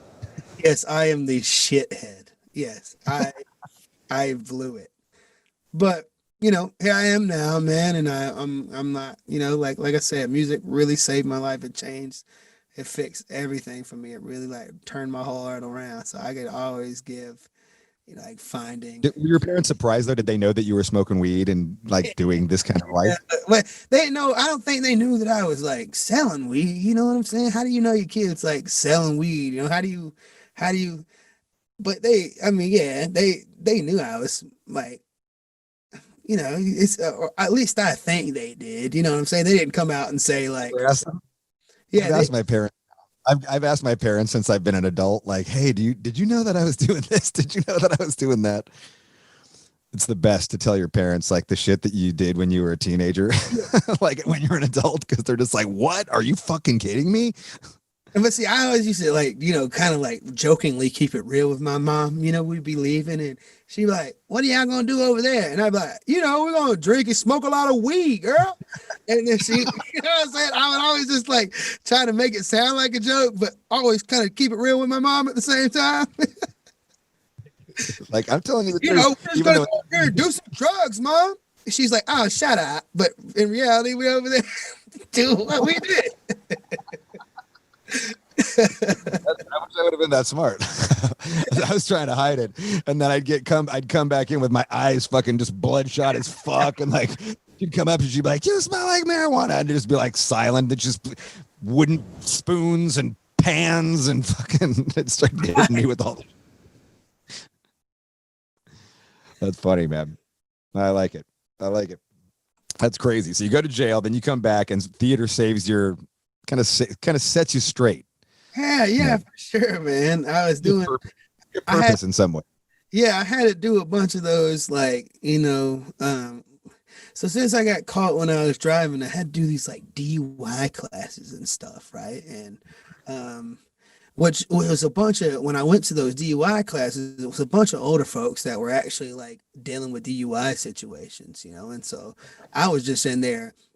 They were like 30, 40-year-old, like, 30-year-old, like maybe 5 or 6 people that were 30 to 40 years old. And then me, the 17-year-old, they got caught with weed driving. And so now I'm in a DUI class and I'm like, Jesus, what? Like, but, like I said, I I wouldn't trade none of that though, because I learned some like valuable things in there, you know. And I thought at the time I was like, the hell am I doing in a DUI class? But you know, like here I am now. I've had, you know, a couple buddies have passed from situations just as such, you know, and so I'm like really glad I got exposed to that, because I was obviously driving around like not drunk, but you know, smoking weed, doing my thing, living like there was just nothing going on. I mean, you know, the reality check was like what changed my life. It was definitely put me in a place that, because it's easy to just get wrapped up in that and then stay in that and then keep staying there. And then you know, I've seen it, man. You end up in prison or you end up dead. That's it. That's all you get out of that. Yeah, for sure. Was county a big wake up call for you? County jail. I mean, it was kind of a breeze, man. To be, it was. I guess it was the situation itself, and then I was a kid, and I wanted more for my life, you know. But county was just kind of. I mean, it wasn't bad, you know. Like I'm sure, like I know prison's like a, you know, situation, you know. So county wasn't bad for me, man. Rockdale County was. You know, I didn't really like it. Wasn't like it. Nobody was messing me or trying to hurt me situation. You know, I had the best of it when I went, but you know, obviously, like missing the first week of your senior year and because you're in jail and then going back to school, that was like what was more of a lesson than being in jail. You know, it was, you know, they were like, everybody in there was kind of nice to me when I was there, and we all chilled, and I learned how to play spades, and you know what I'm saying? It was cool. But I don't at all like say to do anything. Got one extra week of summer vacation. Yeah, don't. It's not summer camp though. It just like, yeah. So I just, yeah, because I also want to be like careful about what I say on here, because I know who's listening. So it definitely wasn't summer camp. Don't go to jail. Do what you're supposed to. Stay in school. You know, but it wasn't that bad though. Is what for me personally. That's all I'm trying to say. Yeah. I mean, I've been to jail and I've dealt drugs as well. So I get it. And I've talked about that on this all the time. You know what I mean? Like, I just don't follow my life. Like, if your life needs direction, don't follow what the fuck I've done. This is just what I did. You know, I'm not proud of it. I'm not romanticizing it. I'm not anything. It's just what I did in my life. Yeah, exactly, man. Well, I'm not currently. Yeah. I was rather, huh? Right. What So then Teddy Swim starts happening. You start doing in metal bands, you start getting all this stuff. Then the Teddy Swim starts happening. And man, you guys put out a lot of videos, dude. Yeah. You put out a lot of fucking content in not a long amount of time, you know, and it's all like looks professional, and you know, like it's all very you know, like if I would when I heard that you just signed with Warner Brothers, I was surprised. Like I thought you guys were already signed and just like they were just kind of like making that all happen. No, what's so weird about the situation is I could go on and on and on for just days and days on this situation, but I had this like idea because I knew these guys, you know, like so Lee that you know is records and is our producer for the main part here.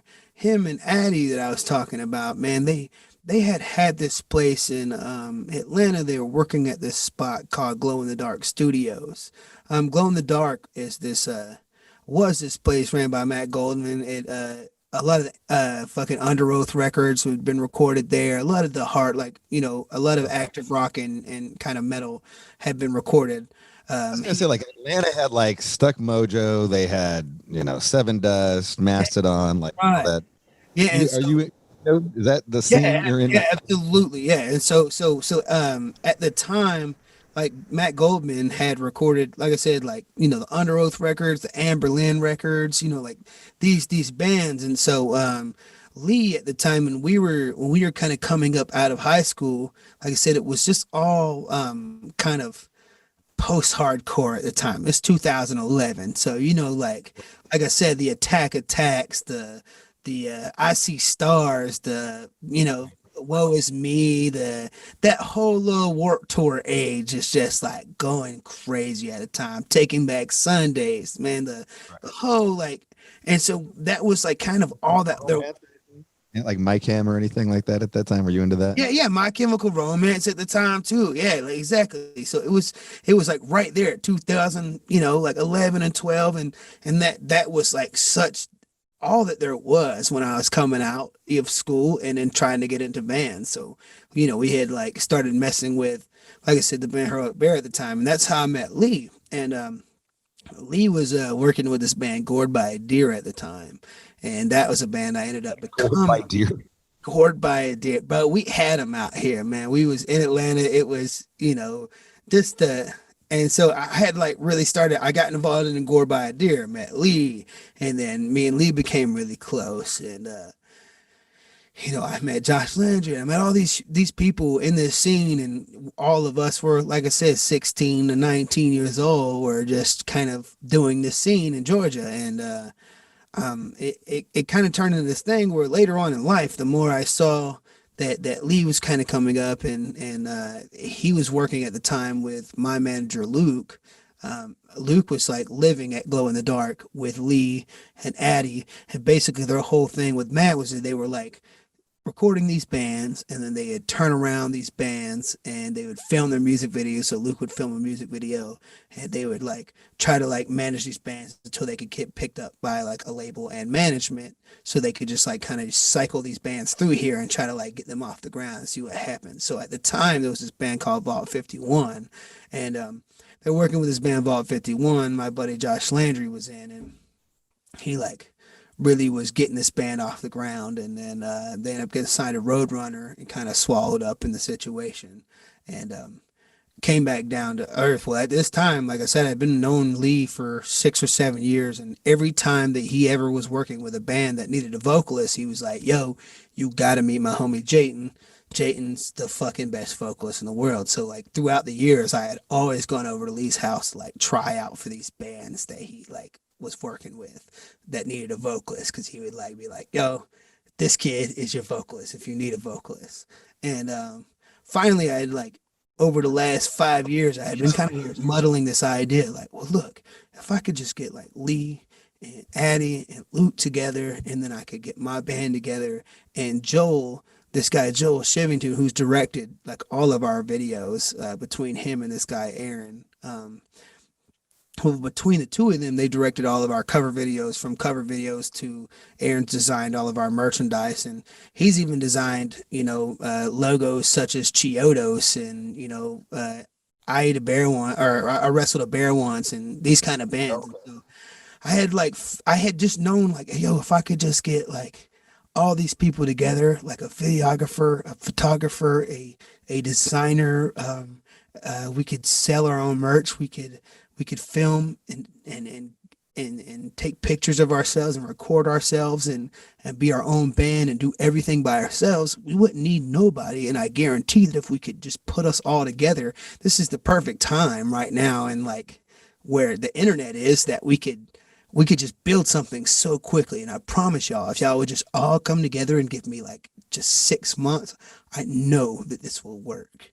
I promise you it will work. We just all got to come together and like put stuff that we're doing aside for a minute, or like miss out, or like kind of call out on days, or lose sleep at our jobs if we got to wake up at 6 or whatever. But I promise in just 6 months, we can make this fucking happen. I just know it. I knew it.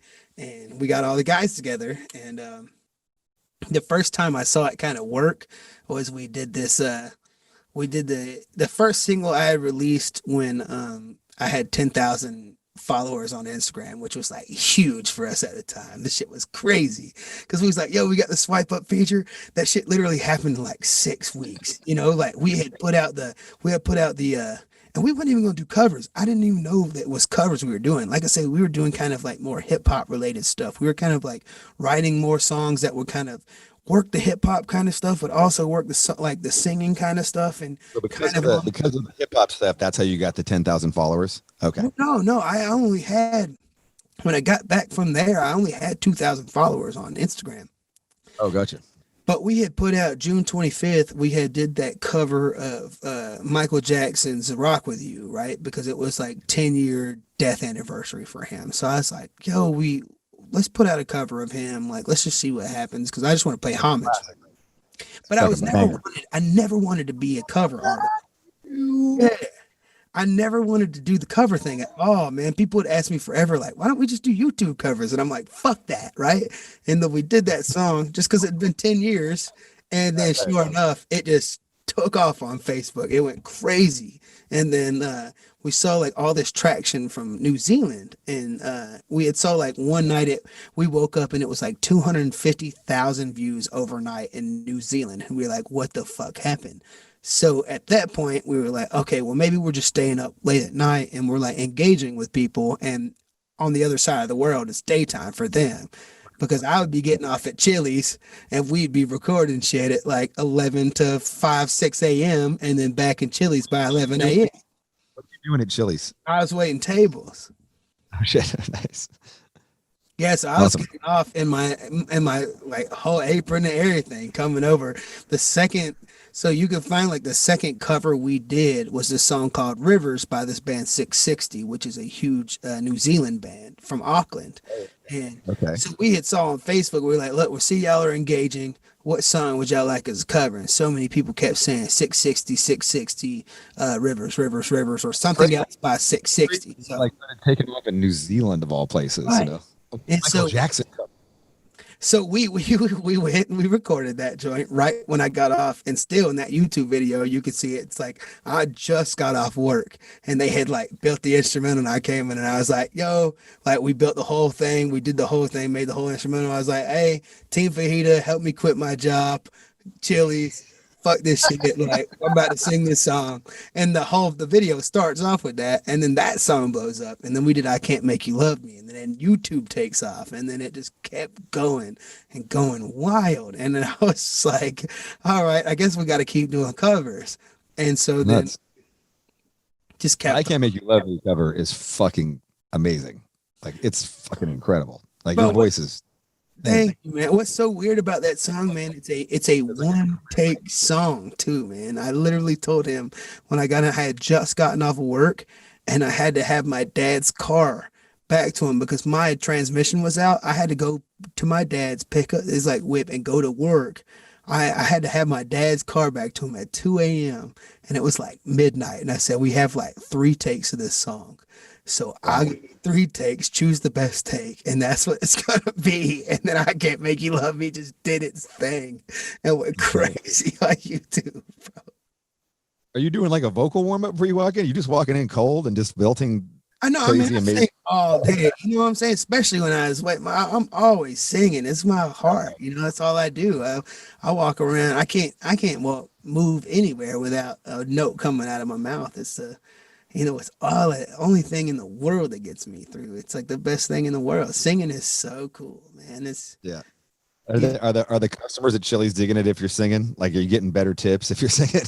Yeah, I try not to do it. What would you like to eat?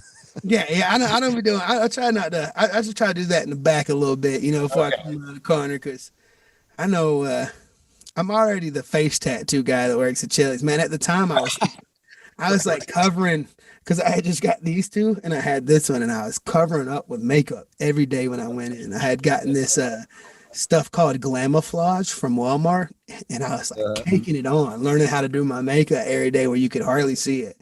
And I had to come in there looking like, and the thing was, after a while, my manager had the long hair and the beard, right? No. So my manager already was like, hey man, you could, like, I'm cool with the face tattoos, but like the only thing is if like somebody from like corporate were to come in and see you with the face tattoos, it might be an issue. Just make sure you like kind of try to like keep it, but he was cool with it. Like he would always kind of give me a heads up, like, after a while he would, kind of just, man, but I will always definitely say that Chili's is like the most amazing place in the world to work for if you're trying to do this, because there would be times I'd work there, man, and I was like on the drop of a dime, like, yo, I gotta be here, and they'd be like, all right, we know what you want to do with your life, like we believe in you, we love you, and I'm blessed over the last like couple years that I was doing this, like this little place I was working in Covington called the Irish Bread Pub. They would always like let me sing. Covington, Kentucky?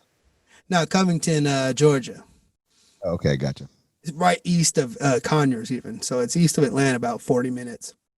But man, they would always just let me, sing there on Thursdays and play. And You know, whether Oh, they would killer. pay me there, just pay me in booze, and I could sing there on Thursdays, and I could wait tables every other day that I needed to. And anytime that I was like, "Yo, I got to be here. This is an important session, or this is an important spot for me to be," they would always just, all right, go ahead, we'll cover you. So I I'm mean, like, that's a wild story to go from Chili's to, you know, that's at what the that covers now at 40 million or 30 million or something like that. yeah, and me and Addie both were working at Chili's, man. Yeah. And what are you thinking on this? Like fucking okay, like I mean, do you think like so this is all part of the vision. Now it's like, okay, let's focus on the band. Let's keep on doing covers, or do you start trying to write originals at this point? Well, see, we had been writing originals for Okay. like my whole life. So like up to this point, we had, like I said, it started writing, I guess, Teddy Swim songs, but I was always doing it with my band. I was always incorporating the boys, and we was always doing it together. And so, I mean, at this point, we was already before the cover thing kind of started going off. My buddy Aaron Marsh, who is kind of filming us and stuff at the time, some of our stuff with Joel, the covers. Um, he had talked to this man, Benton James from Red Bull Publishing, and we had cut like 10 songs. Like I said, they were more kind of singy R&B hip hop. And so the first people that were like interested in us at all was one of my great friends I'm still talking to all the time, Benton James from Red Bull and Publishing at the time. And he like really loved what I was trying to do. And so before even the covers, man, he saw like what I was trying to do and who I wanted to be and what I was working for. And so that man has like put me in contact with so many people. And he's the reason I have like my lawyer that I have now, and which is also one of the best people you could ever ask in your life. And this guy, Josh Kamen, is like, I mean, I feel like you do family the right way, man. It just continues to grow, right? And as long as you can just work as a family and as a unit and as a team, you just keep finding the right people, or at least you have the right people around you to discern whether these people are the right people for you or not. And if you just keep doing family, it just keeps going and growing and growing, man. It's like it was the coolest thing in the world when we did the like I said, the night off and the Let Me Love You cover. That was the first time we were on the way to this place called Toast and Jam when we did the Let Me Love You cover. And we were on the way there. We are gonna do Night Off. It was like a live version of our first original song. We had 10,000 follows on Instagram, right? And we just needed to like, I was like, let's just do a fucking cover because we're here. Like instead of doing one song, let's just do a cover. And so we literally pulled that out of our ass, like right there on the spot, filmed it, and then it ends up being the second most popular cover after Shania Twain. But that was before even Shania, so it was like our most popular thing was this live cover, "Let Me Love You" by Morrow. And that was like the first time for me that like I was on the way there with Lee, our producer, and then my buddy Doran calls Lee like, "Hell, what time are we getting there?" Or Joel calls Lee, it's like, "Yo, what equipment? Blah blah blah. I'm here already. How do I need to set up?" And I was like, "Yo, this team is actually working," because a couple weeks ago I had just introduced these guys to each other, and now they're like working together, and they're not telling me where do we need to be, what's up, what's that. I'm not doing none of it. I'm showing up to sing. And I was like, Right. this is exactly what I wanted to happen. And we did like I said, we pulled the "Let Me Love You" cover out of our ass out of thin air. And because me and Jesse had been playing it at bars for years, it was just acoustic. And, we would do the Oh, 3 hours of music. We would bring the whole fucking shit, like the whole sound system, the whole PA, everything, and play 3 hours of music at a bar in Covington for $150. We'd split $75 a piece, maybe some drinks, maybe some $20 in tips or something, and then now all of a sudden the song we've been playing for the last 3 years at bars is on YouTube doing 30 million or something. And it's like, fucking nuts. holy shit. It's awesome. Crazy how it goes, man. Yeah. No, it's really cool. It's kind of very rock and roll, vibe to it too. I like that. Like starting in the bars and like somehow, all this time later, it's, years later, it starts hitting Yeah, and with it, your and band. it just took Teddy Swims and a YouTube cover the whole time. Everything that I was afraid of, like I didn't want to do the covers. I didn't want to ever do that. I didn't want to be a solo artist. I didn't, and like I said, I'm not. Still, I'm not. I'm with my best friends in the world, and like we're still the band that we were. But I just never thought that I was supposed to be the guy in the. I didn't know I was gonna be. I don't knew I was gonna be the front man of a band, but I didn't know it was gonna be me. You know what I'm saying? I know the project was gonna be me. No people would care about me. I thought it was just gonna be the cool looking guy in front of cool looking guys. I didn't know it was gonna be me. And that's and I didn't know that I was gonna be a business owner at that either, man. I never thought that I was gonna be owning an LLC and a touring business and a merchandise Right. business and Right. having my You own all that stuff. That's all, like, you kept yeah, control of the merch, you kept control of all that. That's good. Good for exactly. you, man. Smart And, shit. all of my buddies here, like we just now, like I said, we were all living in a place with 12 of us. Now we just built out this commercial space right here in Atlanta, and Oh, okay. this is a B room that I'm sitting in. You guys all live together in the same space right now?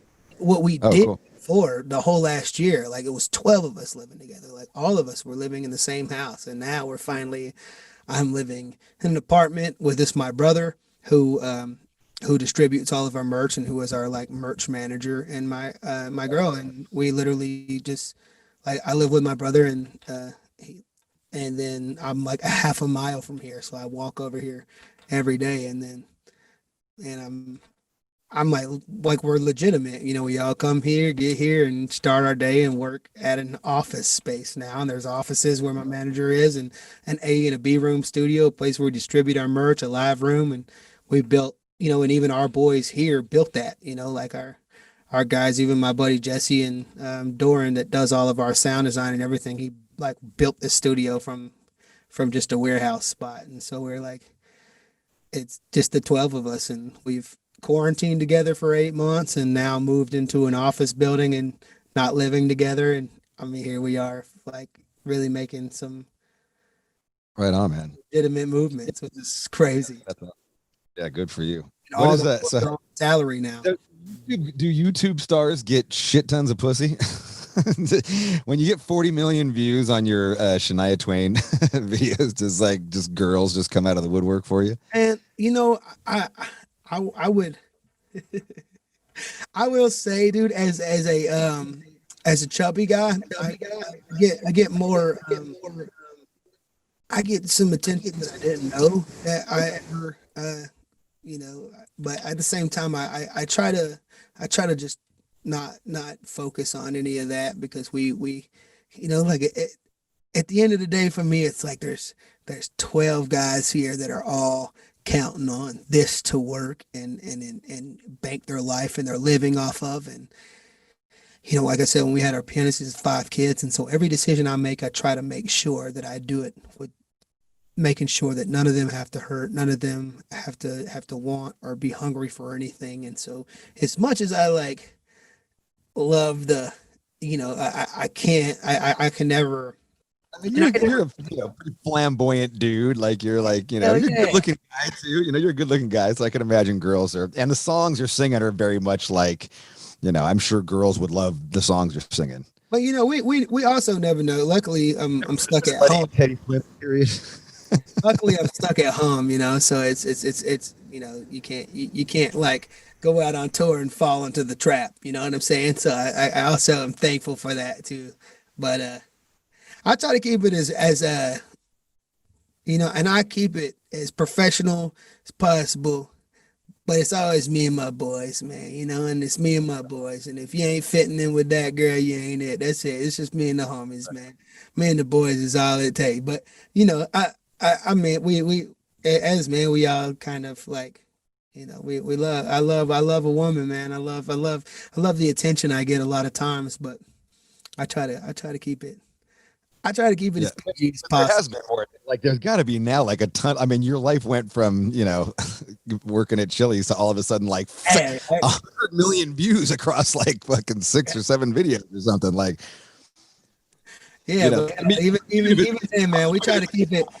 comments and stuff, right? More than anything. Yeah, Now. yeah, man. That's how I try to, just say, hey, I love you, thank you, keep it PG. Right. And this is probably the most like this is probably the most rated R thing I've ever done, you know, as far as being Teddy Swims, because everything always has to be so like, you know, like family friendly and PG, which is Oh, great. does it? That's what I want. I want people to see me for, you know, this like loving, genuine person, but at the same time, you know, like yeah, we are. Well, thanks for opening up like this, man. I appreciate that. Yeah, but I'm Like having the time of my life, man. I'm really glad we did this. well, like I think people, everybody has like a little bit of a, an edge to them at some point. In a lot of ways, uh, that's what this podcast is about. It's called No Fucking Regrets. To me, it's about, some people have, they go into a typical 9 to 5 job and safety, and and other people choose this other life with no safety and kind of like who fucking knows. But and that's what I want to talk to them about. Like, why did you make this choice? Why did you go that direction? Like a lot of times it's because people have, fucked up or whatever, who knows what. But like it's always interesting to talk to people about that. And I'm looking at you guys and it's just like this whole new way of doing shit. I'm like, fuck, this must be a really exciting time in your life. Like a Yeah, really exciting it's time in your life. working, you know, it's working, man. Because for so long, I felt like, you know, I was doing the right thing and I was always doing right by people and I was always losing. But finally, when you do the right thing and you win, it's like really, really beautiful because I know that like love and like family really fucking works. And I know friendship really, really fucking works. And I know you can trust somebody and you can trust somebody. And when people like do what you trust them to do and they do it the best, and you're like, I knew it. Now you're gonna get stepped on 100 times over and over and over again. But man, when you get those, when you get it right, I think it's something that's super different in the way that I feel like that's the way that music is supposed to work going forward. You know, I feel like it's the only way it's going to work going forward is people, you know, like really having someone that they can trust and having family and really making something of themselves and really taking control of who they are and how they're being presented with people that they can trust to present them rather than, you know, this fucking guy sliding you a piece of paper across your desk and saying, yo, this is Teddy Swims, your project that you're working on in Warner Records or something. You know, it's got to be one of those situations that we bring everything to you and you do your job and that's it. And I want it to I want you to throw fuel on that fire and not be telling me like how there's got to be an identity because everybody's looking for just reassurance and family and identity. People are looking for somebody to say, like, you can do this, you got it. Quit thinking so hard. I know you think you suck all the time. I know it. Like, it's okay.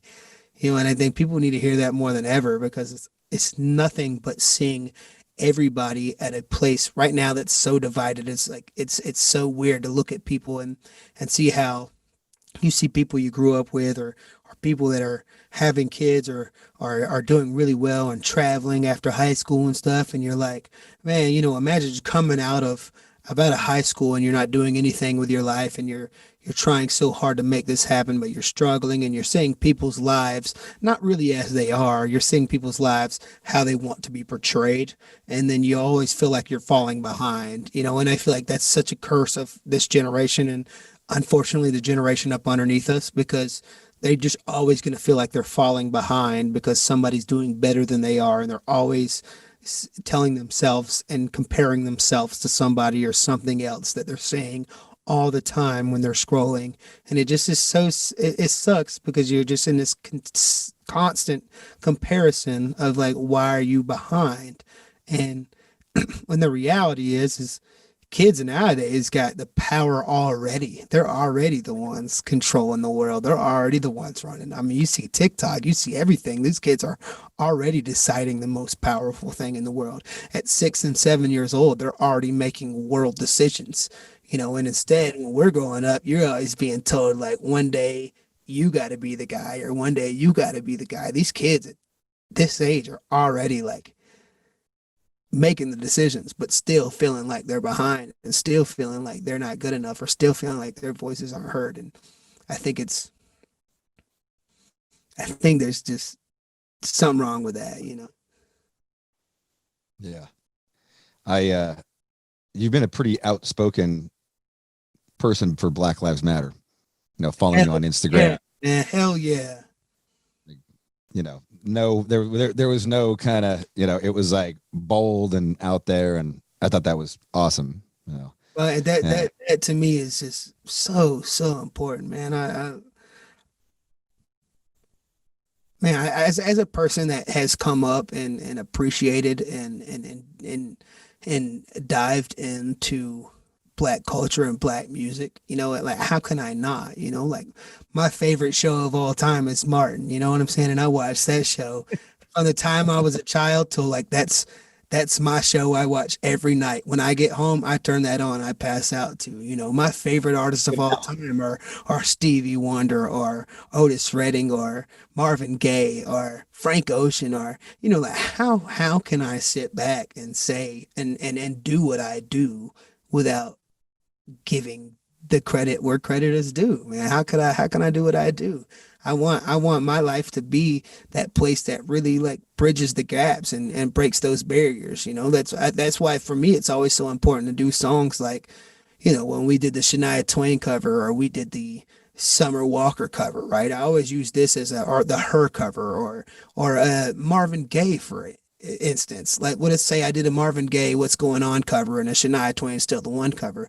There's people on both sides of that spectrum that didn't get exposed to the other side of that spectrum, and those are beautiful songs. And I think that if you could like that and you could like this, then maybe you could hear this for the first time, or maybe you could really experience it. It might be the 50-year-old, 60-year-old Georgia man who loves Shania Twain, makes him think about when his wife walked down the aisle, that never was exposed to the power of what's going on, that was never exposed to that. And it's like, if I could potentially possibly be the bridge between that gap for him to be like, whoa, what is this song? Whoa, what is this album? Whoa, can I listen and then it changes his entire perspective, his entirety of like what he thought his belief system was, or, whatever. It's like, I feel like my job at the end of the day is to try to just give credit where credit's due and love. We're so much more than I guess I could say a product of our environment. We're all individuals, and until we can all Did you be individuals. get a lot of blowback from it? I know, man. Actually, I not that I was aware of. I mean, I'm sure at some level, I did, and I'm sure it. But there's always gonna be that.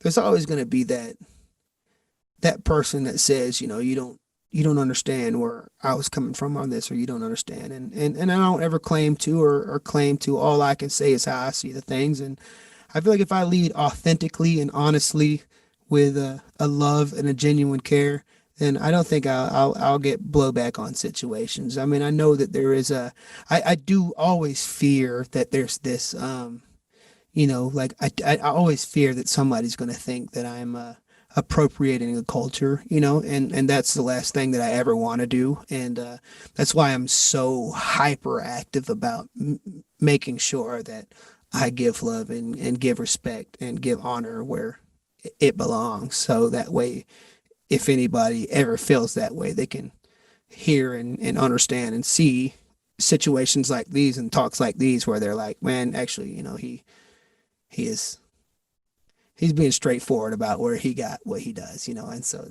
that for me is, as long as I give the love where it's due, then I think I should. And plus, I think coming up, because you came up and like, you started to, in some people's eyes, you kind of got famous or known as a rapper, as a SoundCloud rapper. You know what I mean? Like you said, your first tour Yeah, with which the is issue, and just all this, that kind of sound set. So that's probably already your fan base was, weirdly, man, it was like I said, it was only a couple thousand people. So it all started from pretty much the Wild Heart stuff that I did, or from the covers, and the covers really just took everything off. So, but who's your favorite rapper growing up? oh man, I would have to say probably Easy, man. I love Easy E, man. I love Easy E. I think he's just Yeah, I love Easy, man. I would say him or Maybe Atlanta rappers like Ludacris or yeah, any like the I didn't get a lot into Ludacris. I mean, obviously, like I do, always love him and respect like what kind he. of like what's the fuck, I'm totally blanking on that duo from Atlanta. A lot of rappers from Yeah, Atlanta. exactly. I was just about to say Andre 3000. Man. Yeah, Yeah. Big Boy and Andre 3000 and Outkast, man. That shit was everything for me growing up, man. That moved like that changed my whole shit. I mean, I think I was maybe in the fifth or sixth grade when like It would have been Norman fucking mad. Jackson and stuff was on the radio. You know, that shit was Andre 3000 is the best writer, probably hands down of all time. I would really say he's like as far as like writing with a pen and poetry and knowledge and the way that he moves a pen. Andre 3000 is like so fucking incredible, man. He is so thought, well spoken, so incredibly done. Like he's incredible. Do you listen to a lot of modern rap still? Yeah, man. I'm a actually really huge fan of Black, which is from Atlanta too, man. Black is insane, man. I've really like It's called Black. yeah, 6 LACK, but he spells black with a six. Oh, gotcha. Okay. But yeah, he's from Atlanta, man. He's actually from Newton County, which is like county over in Covington, where I was talking about. But Okay. he does a yeah he and I've really like really gotten into the 21 Savage record, which is like he's another. I mean, I know I guess he's from the UK originally, but he's from Yeah. Atlanta, So, Okay. Right. but I that's why I love being here. I love living out here. I love the melting pot of what this place is because you could go 20 minutes and it could be the most bumfuck hillbilly place, or you can go 30 minutes west and you could be right in Atlanta, and you could, it could be the most amazing melting pot of all cultures and all amazing things, and so What's the kind of party spot in Atlanta? Boar's Head or Fifth's Head or hell, um man, at this point I don't have no clue, man. it was kind of the area over by the Masquerade. It was like the kind of party spot, like the hippie area. Yeah, man. There's a like Boar's Head, yeah, something Boar's Head Head. sounds right though, but I know as of now we don't go out. What's weird is like we're wide open out here though. Like clubs and stuff are all the way back open. Oh, no shit, huh? Bro, I see some people's like Instagram stories out here in Atlanta, and there's like 400 or 500 people packed into clubs and stuff. I mean, it's crazy. Oh wow. Yeah, That's we're on lockdown here. yeah. Northern California. It depends on place to place out here, but if you go in the city, man, there's bars, like clubs all the way open, strip clubs all the way open, everything's all the way open. I kind of like we're about 15 minutes. We're in Tucker, so I try to kind of stay out of right there in the midst of it due to the COVID because I just don't know what to believe. I don't know what to think, so I try to. I'm on quarantine, man. I'm just like, fuck Yeah. you guys. I'm not doing anything. And we work with so many, like I said, there's 12 of us that always working here, so it's like we got to be careful. We always got to make sure that uh, we always got to make sure that we're being safe, to each other at least. The your new single Broke. It's a banger. Yeah, I'm I glad mean, you like it, man. good. Man, you got what was it? Dogface 420 fucking did it did his cover of it and shit. I was just like, oh my God. He's That the was man. awesome. He's so sick. Yeah. It's kind of Crazy neat. how he went viral, right? He's just had this crazy life because of one viral video of him skating to Fleetwood Mac, Dreams. But what's crazy is that song went back like and ended up hitting top 20s or something, man. It like Yeah. was back on the charts, and Yeah. I think like I said, I think it's so crazy how just one single circumstance can just change your life forever right now, man. And it's so beautiful that it's like that. I think it works terribly for, some things, but some people like that, that Yeah. deserve a change in Yeah. life. The dude who was living in a trailer with his daughter and just like And now skateboard. he's made, yeah, but now he's got everything, man. And it's well deserved, and it's somebody that deserves it. And I think it's so beautiful to see that people can root for the right guy to win sometimes, you know. And Yeah. every once in a while, the internet's a really good place, man. That was a perfect song for him to like, with his newfound fame and his newfound success. Yeah, Like, that's what he was telling my manager. He was like, man, this is like, he was like, yo, I think this is my theme song, man, because it's literally, where we're both at right now in life. I mean, him probably more than me, man. He's killing it, but I love, so here's a toast to temporary wealth. I was like, that's fucking great. That's fucking great, man. No, great shit. yeah, Everybody we can check forever, You gotta man. check it. So what's the plan? You got a new record, like you got a record dub. You've just been doing the singles for now. Yeah, I mean, it's so weird, man. Every time we think we get a plan together, there's like something else that happens and another plan. So you get your whole year next year lined up for you, and then it's like, actually, fuck that. There's a whole nother year plan that we got to figure out now. So we just put out that Christmas single. You And you put out the remix too, right? yeah, we put out the remix of Broke with Thomas Rhett, and then we just dropped this the Eagles Please Come Home for Christmas. We just put out that, and Okay. we got a little live video coming out for it, and then after that we should have a single in January, but that's the plan, is to have another single in January, but we'll see, man, we'll see. But no plans for an album or anything at the moment. Yeah, there's plans for it, but like I said, we had like, we wanted to do the single and then put out an EP, and if the EP crushes or the single crushes, then maybe put out an album later on down in 2021. But then, there's still the touring up in the air, and so if we can't Right. travel and really like get the love that we need, it's kind of hard to, like we really rely on as young artists that are trying to come up.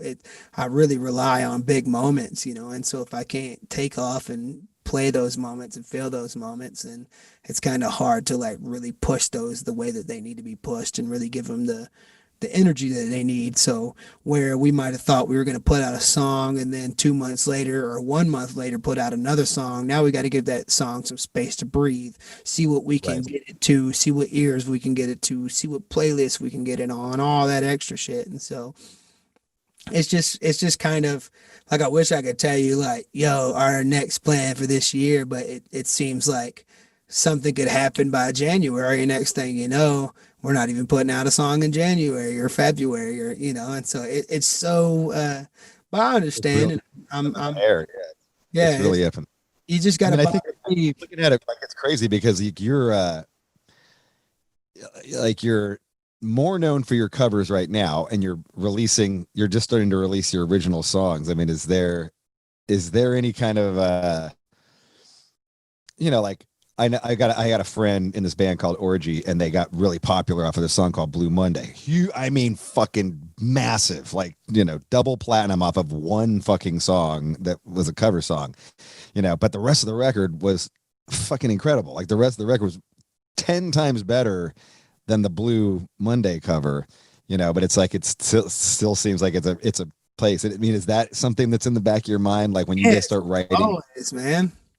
That's like the scariest thing in the world. I mean, I always feel like we was talking about earlier, not only do you suck, like, I know you're always thinking you suck, but there's always that still small voice that stays in my mind that's like, shut up and sing Shania Twain, fat boy. You're not going, nobody cares.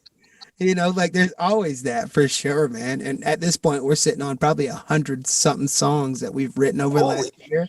And we've been writing and writing, and which is why I'm like super grateful with the whole pandemic situation, because we've had a lot of time to just sit and write and work and like hone the craft of writing. And because if we would have been playing all this year, we would have been playing like, the whole plan this year was to do a tour and then release a song and do a tour and then release a song and do a tour and then maybe release an EP and do a tour. And so now I've like, most of that stuff would have been cover songs I'm playing live, which is fun, but I definitely would love to have a crowd singing stuff back to me, and I'm grateful that we got a chance to write songs instead, but also I'm on the other hand that there's times when you're playing live, as you know, that you could like try out a song that you just wrote.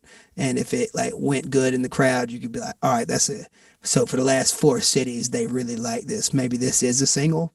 And now we don't Right. get that chance to just taste test songs on people. So that's kind of like, it's just us Well, and you lose that anyway after a while, just like, like we can't, we can't play a new song because then it's just everywhere and everybody already hears it. And but I do remember on our first album, like playing live all the songs that we were writing for Burn My Eyes. And it was like, you'd get that instant feedback and I could read a crowd and just be like singing the words and be like, this isn't working. Like this fucking sucks. Like I can see I'm losing the fucking crowd here, like, and changing shit after that, being like, okay, I need to fucking, I remember we had this song called Thousand Lies and it was like this really slow kind of verse, like the verse was jumping, but the rhythm and the vocal was really slow. And after 2 shows, I was like, no, I got to change this to like a rap or something, like a really fast pattern to like make it go match the energy. And like, that's so important. I know exactly what you're saying. Like, it's so fucking important to get that, like, okay, like you see in the crowd, you're seeing girls shaking their butts, you're seeing dudes like, fuck yeah. It is, that must be tough. I know it's fucking totally tough. I mean, like, yeah, so it feels like a lot of times it's just us in our heads, and there's right. Do you have 100 songs? I mean, is it just all over? Like, do you know where you're going as Teddy Swims? Oh, I'm so clueless, man. I'm so fucking lost.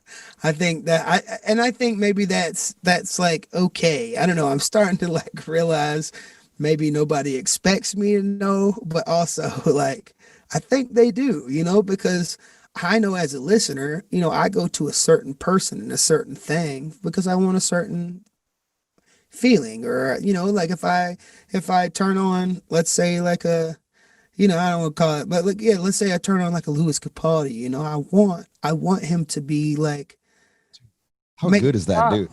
I want him to make me cry, but that's wrong of me to ask. He's amazing, yeah, but maybe that's wrong of me to ask him to say like every song you put out should be sad, because it shouldn't, it shouldn't. But like, I feel like as a listener, we tend to gravitate towards things like, if I'm a turn on, you, for instance, I wanna fucking like, I wanna go, you know what I'm saying? So like at the same time, I find myself like, if you were to put out an R&B song, I'd be like, huh. You know what I mean? So I feel like I should also hold myself to that same standard, but I don't know what the hell I'm supposed to do either, because I hear you. I know. And so that's part of the curse of being an artist, right? Like, you don't like fucking, it's like, you have perceptions. You've already got people already have Teddy Swims perceptions, like what that is, right? Like, yeah, and I need to know what that is. Or do you just go where your heart fucking tells you to go? Because ultimately, like, that's what's, you're the one who's got to stand behind it, at the end of the day. Right, and that's what leaves me so lost, is because I genuinely don't know what works, because, we have everything from Michael Jackson that's worked to her, to Shania Twain, to, Frank Ocean, to, Tennessee Whiskey. So to Tennessee Whiskey. So I don't know. Am I supposed to be? Do you want me to be country or R&B or hip hop, or am I supposed to play rock songs? Because I'd like to do that too. There's always a scratch that needs itching. And so like, what do I? Some metal again every once in a while. Yeah, I tell you what. Your cover. Let me ask you about this. I was totally forgot about this, but I was very surprised about the cover, the Ed Sheeran cover of "Blow" with dude from Asking Alexandria. Danny from Asking Alexandria. I was like, what? Wait, how the fuck did that happen? Like, that was the most surprising of all your covers. That's the Tyler I'm talking about. That's singing that. Fucking slayed that shit again. Yeah, man. That's home to me, man. And that's Jesse, my buddy Jesse I was talking about, that did that guitar solo in that song too, man. Okay. I mean, that like, obviously that's always going to be an itch that needs scratching too, So how do I good fucking like, that type of style of voice is fucking, you're killing it. Like, it's awesome. Yeah. So where do I belong? I don't know. And there's just not enough. I haven't put out enough of my own songs to know that if that's acceptable or if that's okay. I know it is as a cover, but is it going to be as my original song? Can I put out a song like that and it be okay? Or do people like Ed Sheeran kind of they earn that right? I feel like after a while, I feel like after a couple albums, somebody like Ed Sheeran could put out a collaborations album and do whatever the hell he wants, or a Bruno Mars where they can just do whatever the hell they want. But there's also like you got to get those couple songs that really like open you up to a public eye, but then also not get stuck into that place. And so I'm just completely fucking lost, man.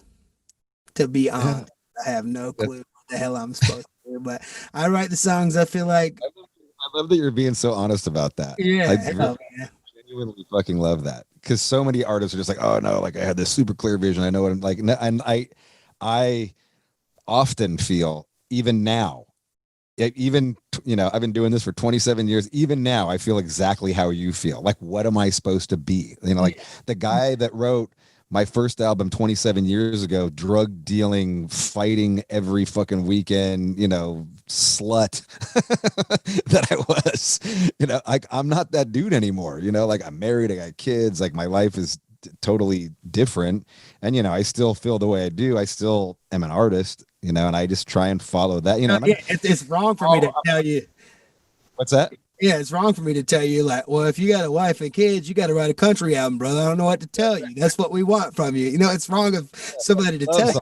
You know what I'm saying? Yeah, write love songs. Well, if you're happy, then people want me to be. Some people want me to be that guy, and I'm like, I can't be that guy anymore. Like that would be phony for me to be that guy. I'm not that fucking guy. Like my life is not that. I'm not running around the fucking streets selling speed, fucking running from a rival drug dealer who's trying to kill me. You know what I mean? Like it's just I can't pretend that I'm that person anymore.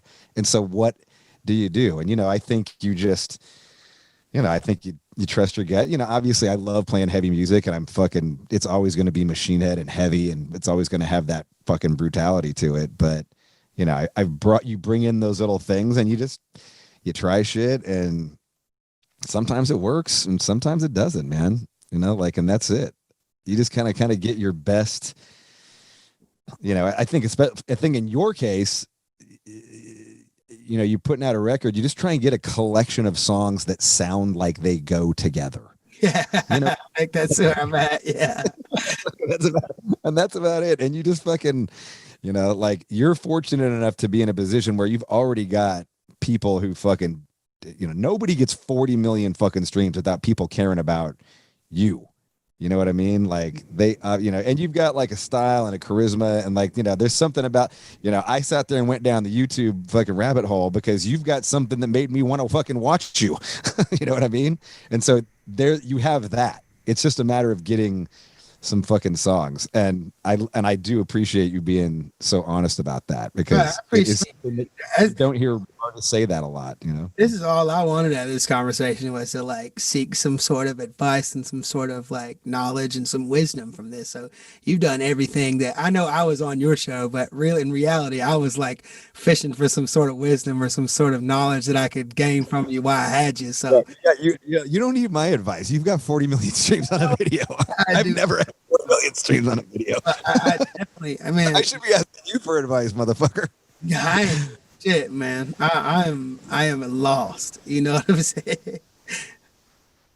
But I'm glad and so found in the people I got with me and the team I got, and so they're just gonna keep pushing it the right way, and I'm gonna just do what feels right, and it feels authentic, I guess, but that changes every fucking 10 minutes. So we'll see, man. Yeah. It can go good, it'll go bad, man. Something will happen. Yeah, absolutely. Teddy Swims, thanks for being on No Fucking Regrets, man. Hey, bro, appreciate you, bro. Please stay in touch, man. Yeah, absolutely. You too, man. It's fucking awesome having you on here. Loved it. Great Let's chat. do it again, man. Hell yeah. Hell yeah. Ladies and gentlemen, the mighty Teddy Swims. here on No Fucking Regrets. No fucking regrets! With Rob Flynn.